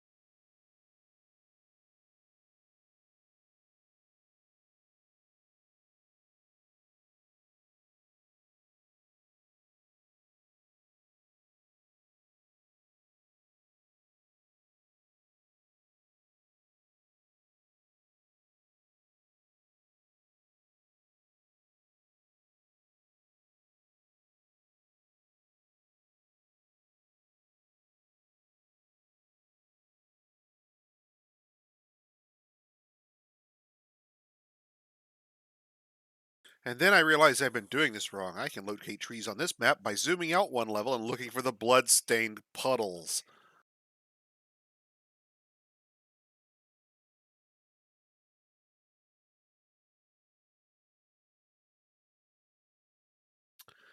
Okay, if the mule's skeleton has suddenly come back to life, that means there's something out there that brought it back to life.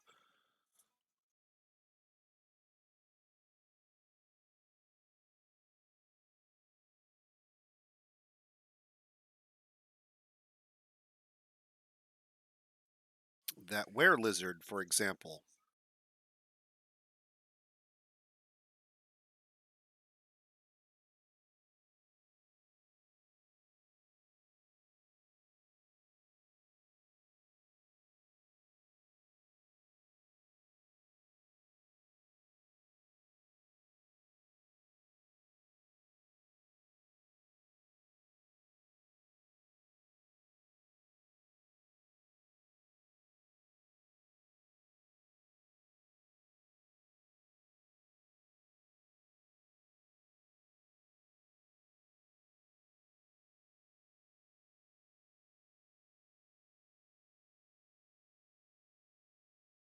Which appears to have done in the were lizard.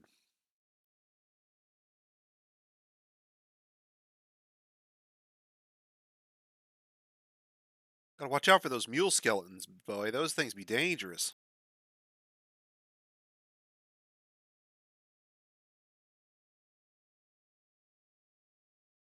Its neck. It's separated the neck.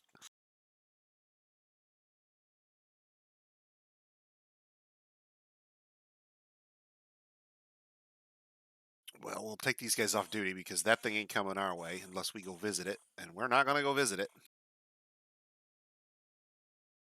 Oh, is he going to wander over here slowly? That's right. Chase the humans. That'll end well.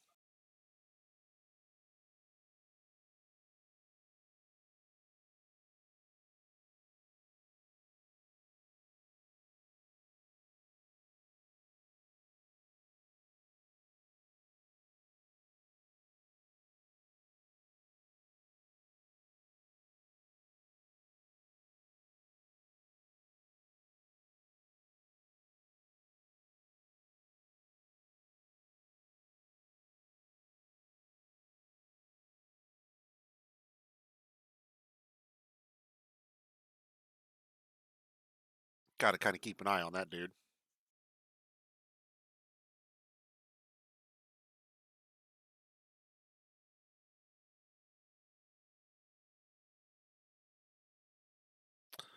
Oh, fuck. What the? How the fuck did something get clear in here to resurrect? Oh. Thought somebody said this was mirthful.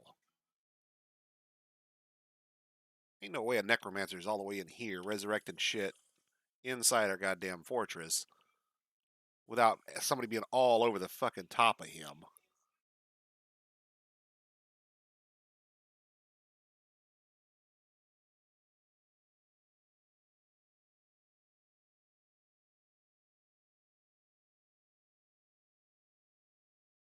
Uh huh. I wonder.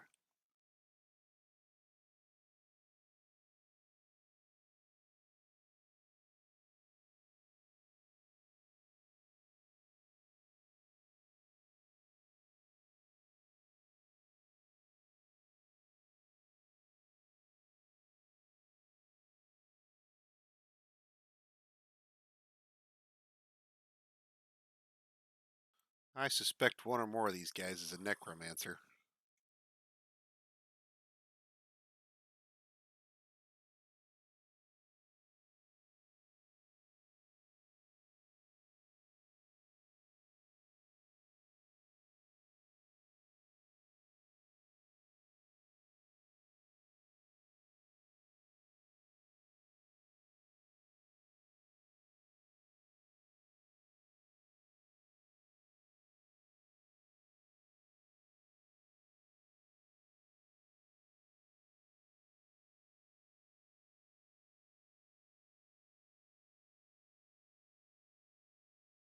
Oh, it must have landed on him.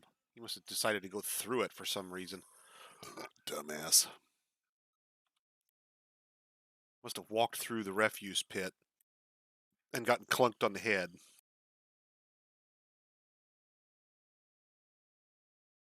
I thought we fucking had a necromancer somehow get it all the way into our fortress without managing to trip on anybody.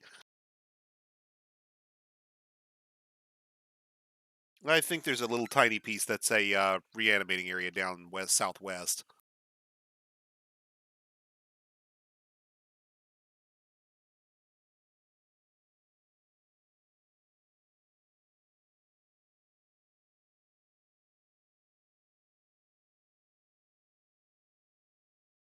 Let's remove that ramp so nobody gets the bright idea to keep walking through the refuse pit.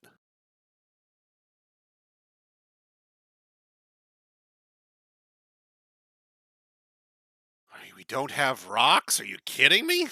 We've used all the rocks finally? Okay, well, all right. That's good.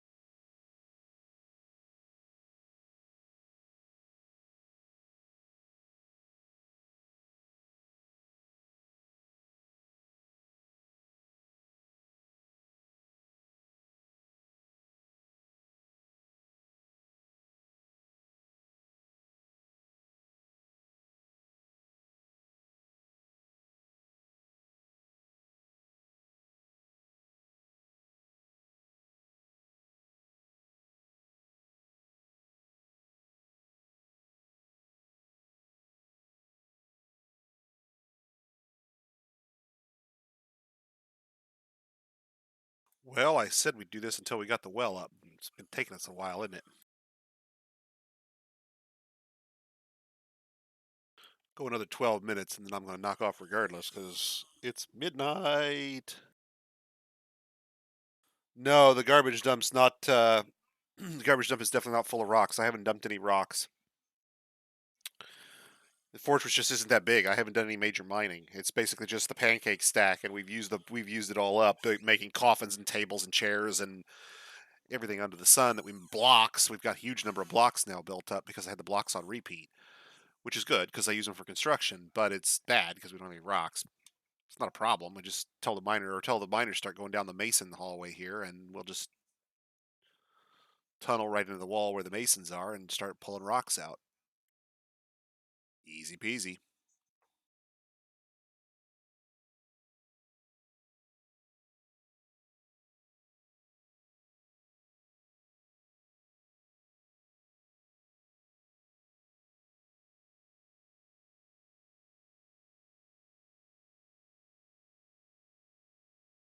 Now, what I'm doing here, guys, is I'm hitting Control V, which DF Hack interprets as a call to dig vein. Dig vein will allow you to point at a vein of minerals, gems, cluster stone, vein stone, anything other than the actual layer stone itself. So all this gray stone is all layer stone, but all this ore is a vein.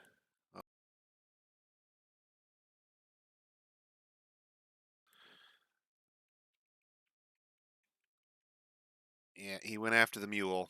That probably ended well. Good job, dude. Good job. Now you got the fucking mule all the way over here. Good job, twat waffle. Good job.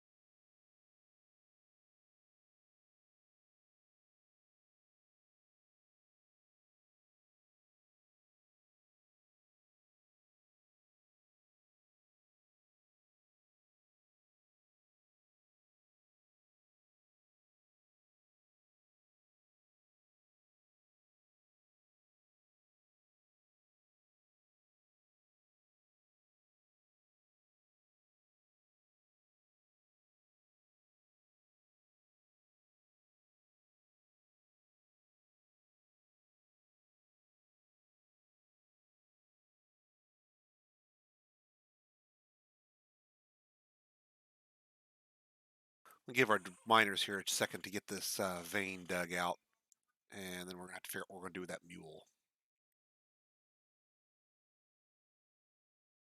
Apparently, that mule is going to figure out what it's doing with us.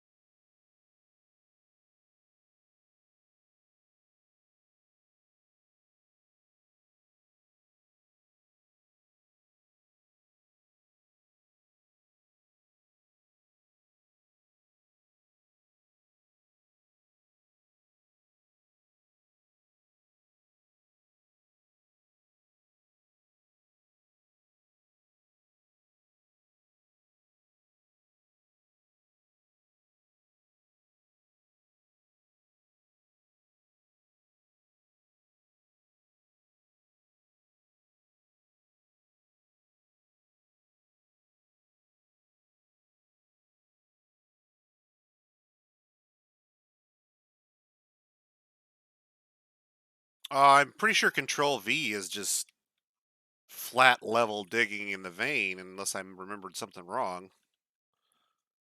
That's normally all I want is just the same floor dug straight across whatever veins there were. Ugh, possessed.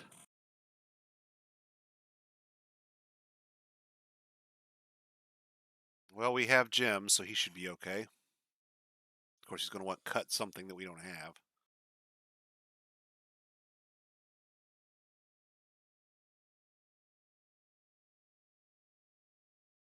So, what's the difference between the vanilla and Dig V? Because as far as I know, Control V is triggering Dig V.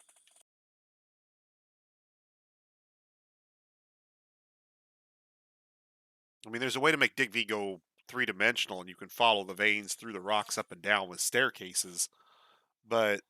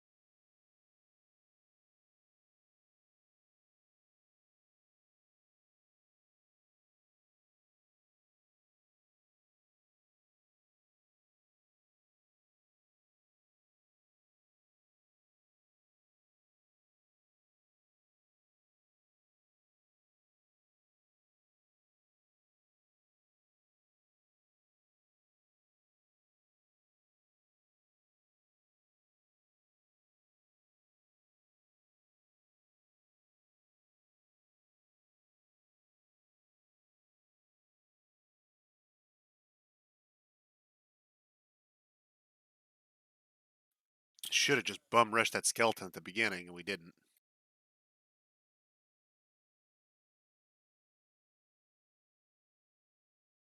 Oh, I've seen that. Yeah, I know what you're talking about, but you gotta play with it to get it to do what you want. Whereas I can just point at it and say, "Yeah, dig this." Point at it and say, "Yeah, dig that." Just a hotkey right away for the dig. So it's basically a single hotkey instead of mining it out. I don't know if DD automatically follows veins like Dig V does. None of that's an advantage to the player in the sense that it's not giving you any. It can't give you any real advantage. You can just simply there are other ways to get to know what that ore is going to be before you dig it out. And if you're digging it out, you're going to reveal it one tile at a square and have to redesignate every time is the only downside because you'll just designate each square one at a time, one at a time, one at a time as you mine it out. Dig V is not gaining you anything other than just one hotkey and then fire and forget mining. Um, if the replacement DD, as I recall, you have to set it whether you want to do the vein stone or whatever, and then you can. Well, yeah, but aren't you just like sweeping it over it and saying dig the vein, and then you sweep it over the area and it digs the vein in that area?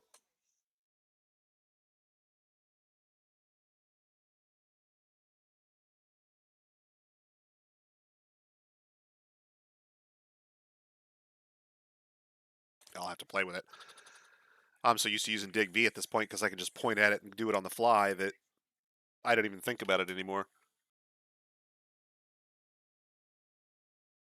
Good God, guys. We really that short on rocks? Everybody and their brother trying to make things out of stone. We just can't mine enough rocks fast enough? Oh, that's right. No, we're doing the veins.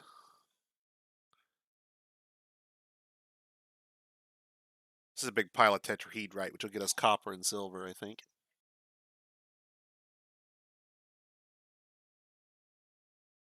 Oh, is it mouse based? Maybe that's why I've not used it much. Or you manually do it with the keyboard. Same principle. Okay, I know what you're talking about. I got it. You can designate the vein. Yeah, gotcha. The catch there is that Dig V allows me to designate vein and cluster with the same hotkey with a single key press, whereas doing it with Dig V through the double or the vanilla dig, I have to manually designate what I want. Now that's useful if I want to uh, say maybe only dig a vein out of the cluster. You could designate the vein and be sure you're not touching the cluster, but Dig V will do that as long as you're careful about where you point it.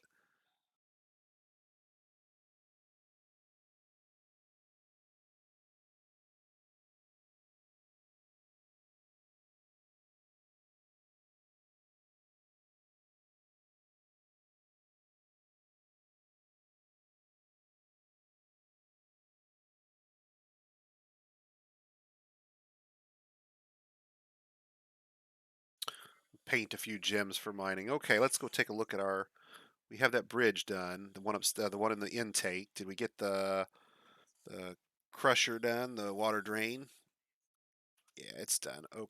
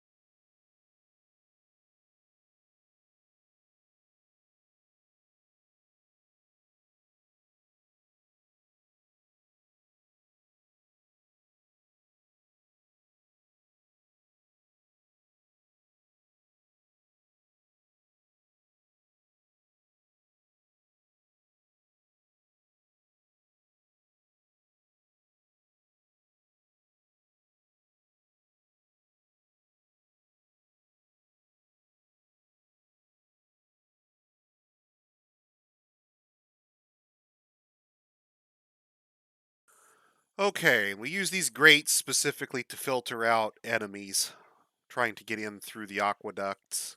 It's not designed to withstand an attack, it's just to trick the pathfinding into thinking they can't get in this way.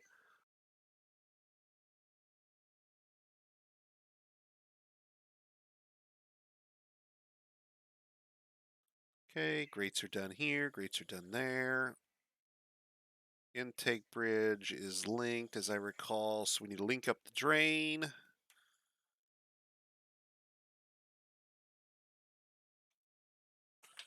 Not that one, not that one. Yes, that one. Two mechanisms.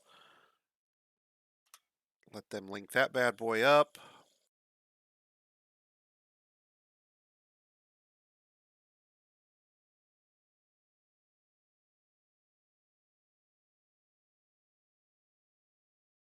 No, don't get me wrong. I think anytime that they can move, anytime Tony can move functionality that's been extended via DF hack into the game, it's good.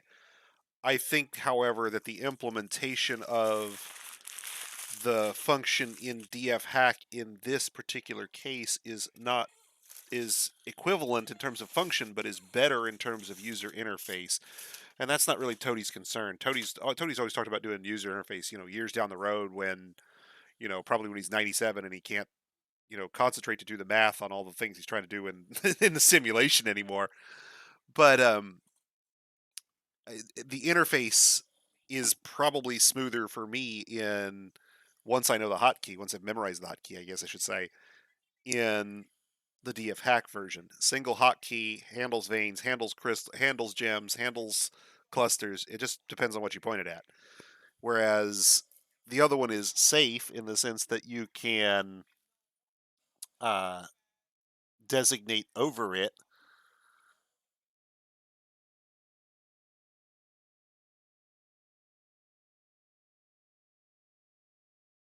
Now, if the auto mining type automatically, I'm assuming it basically does the same thing as DigV in the sense that your miners will automatically redesignate each tile as they discover it.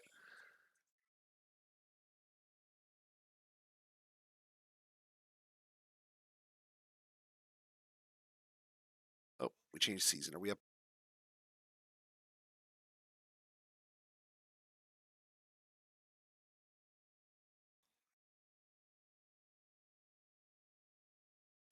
Okay, now, if we've done this correctly,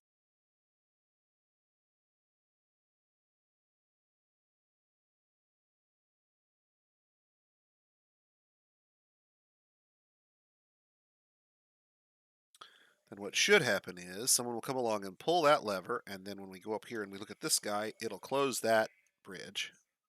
Good.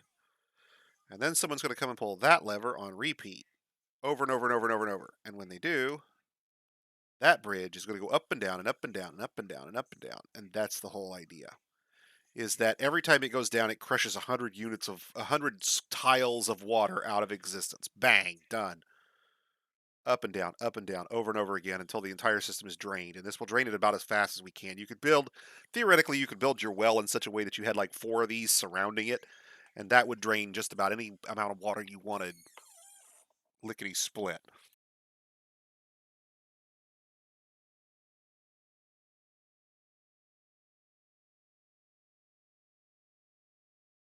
Turn off the repeat here. We don't care whether this bridge is in the up position or the down position when it's done. Anytime you're pulling this guy to do the atom smashing, you're pulling him on repeat. He goes up and down, and you just keep doing it. This bridge here, we need to make sure is down or it won't allow water in.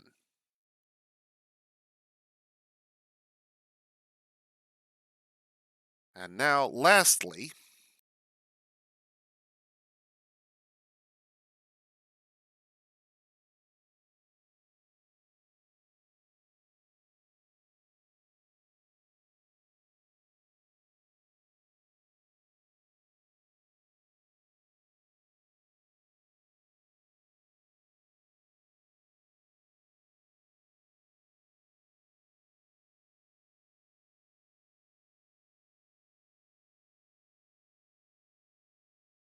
oh, he grew up.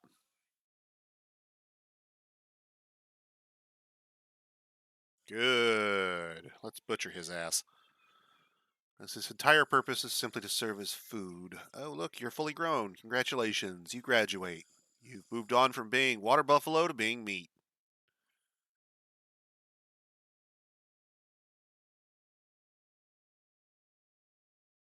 Okay, and our miner should come back, finish off those last two squares, and at that point, water should be flooding into our pipe, flooding down into this basin, flooding up from there. Why is it? There it goes. There it goes. At which point it will flood all the way down the hallway at high speed. If you must pipe water a long distance, pipe it in the open first. Put your pressure regulator near the destination and not near where the water enters the floor. If I put the pressure regulator here, it will reduce the pressure the same as if it does over here. But the difference is that once the pressure is reduced, the water trickles through rather than kind of flooding in, and you lose some of the speed with which it refills the basin.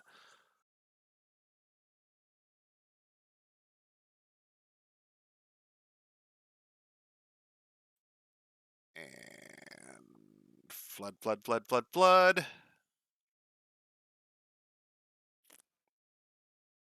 Down into the well chamber, which will, over time, fill slowly. It'll take it a bit because it's got to fill this additional 10 by 10 room over here. But not that long. It's not that big a space for as much water as we've got roaring into this thing.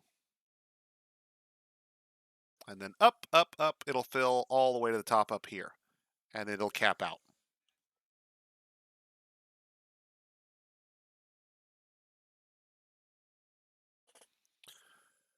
And then we will have safely tapped water for use within our fortress with an enemy filter, a pressure regulator, and a drain interior. Now, there's another way to get water off the map, and it's important to know it just in case you need to use it, or in case you object to the use of this, or in case Toady changes the way the physics work. In the event that the Atom Smasher is changed in such a way that it no longer works, or you find this kind of physics destruction exploit to be objectionable, because after all, drawbridges don't really crush water, come on! You can get the water off the map another way. You can tunnel all the way to the edge of the map. Now, you can't actually remove the last square on the edge. It doesn't allow you to tunnel off the map, but you can tunnel up to that last square.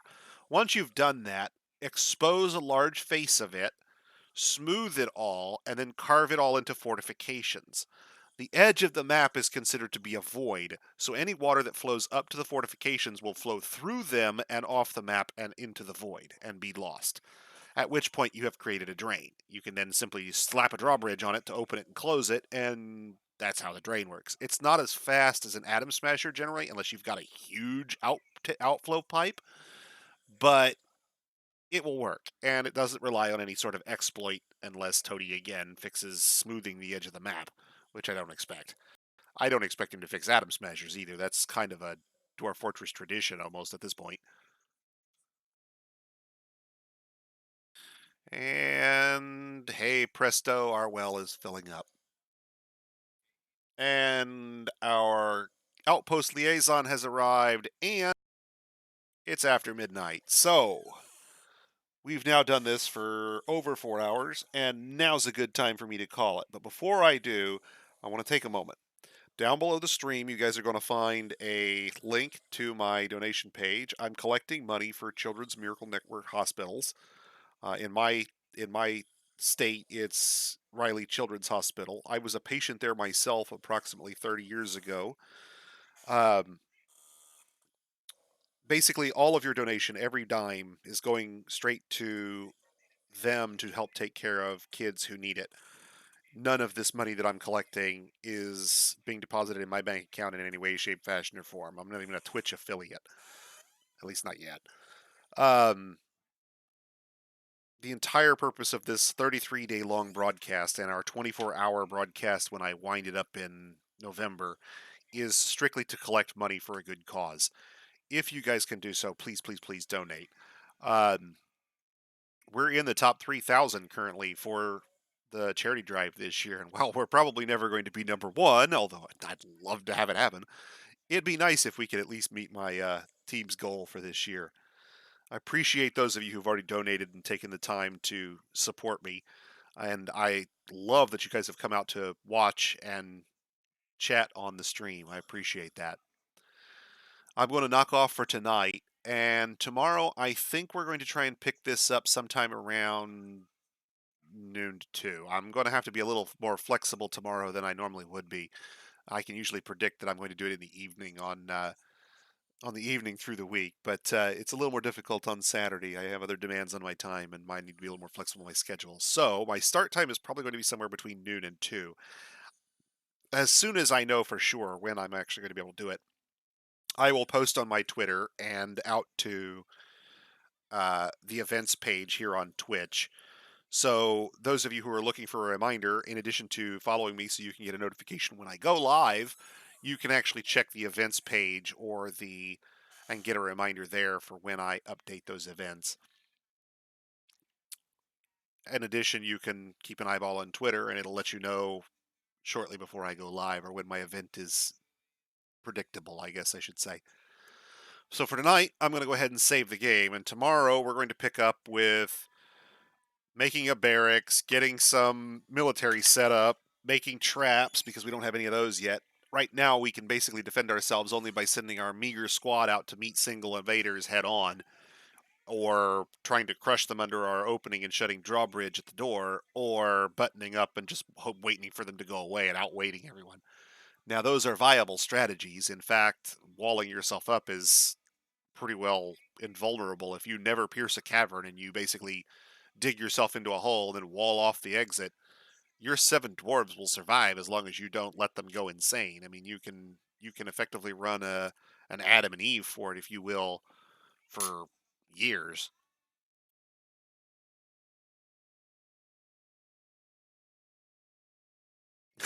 Yeah. Let me, like I said, Clenadev, if something like that happens, by all means, I'm not going to turn the money down. That's a fantastic thing, but I don't expect that. It would be quite a story. Um, I think that's all I'm going to do for tonight, guys. And tomorrow we'll pick up where we left off. And I'll get this posted out to YouTube. For those of you who have only caught part of it or who might be joining us late here and want to see the rest, you can catch the video on demand on Twitch for up to 14 days after tonight. And then Twitch purges it because they don't keep anything forever. So for archival purposes, I offload these out to my YouTube channel. If you got here via the Reddit posts, that's the easiest way to get it. The Dwarf Fortress subreddit will lead you to the 33 Days of Dwarf event, which has links to the video on demand and forward and backward through the days of the event, so you can access the other videos on demand through them if you don't want to find them through the channel. If you should have questions or comments, now's a good time, guys. If there's anything that we haven't answered for you, I'm happy to chime in and explain what I was doing. We lost a huge amount of time to that to that fuck up with the third cavern.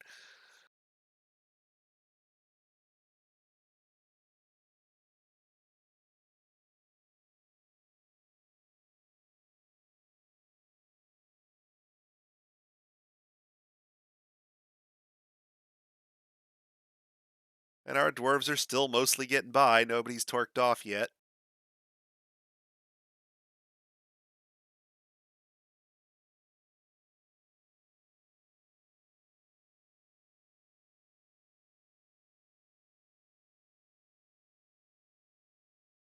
All right, guys. I haven't seen any questions, so I'm going to button it up here. Thanks for coming out and supporting me, and I appreciate seeing you all here. I'll catch you tomorrow. We'll continue the event. Have a good night.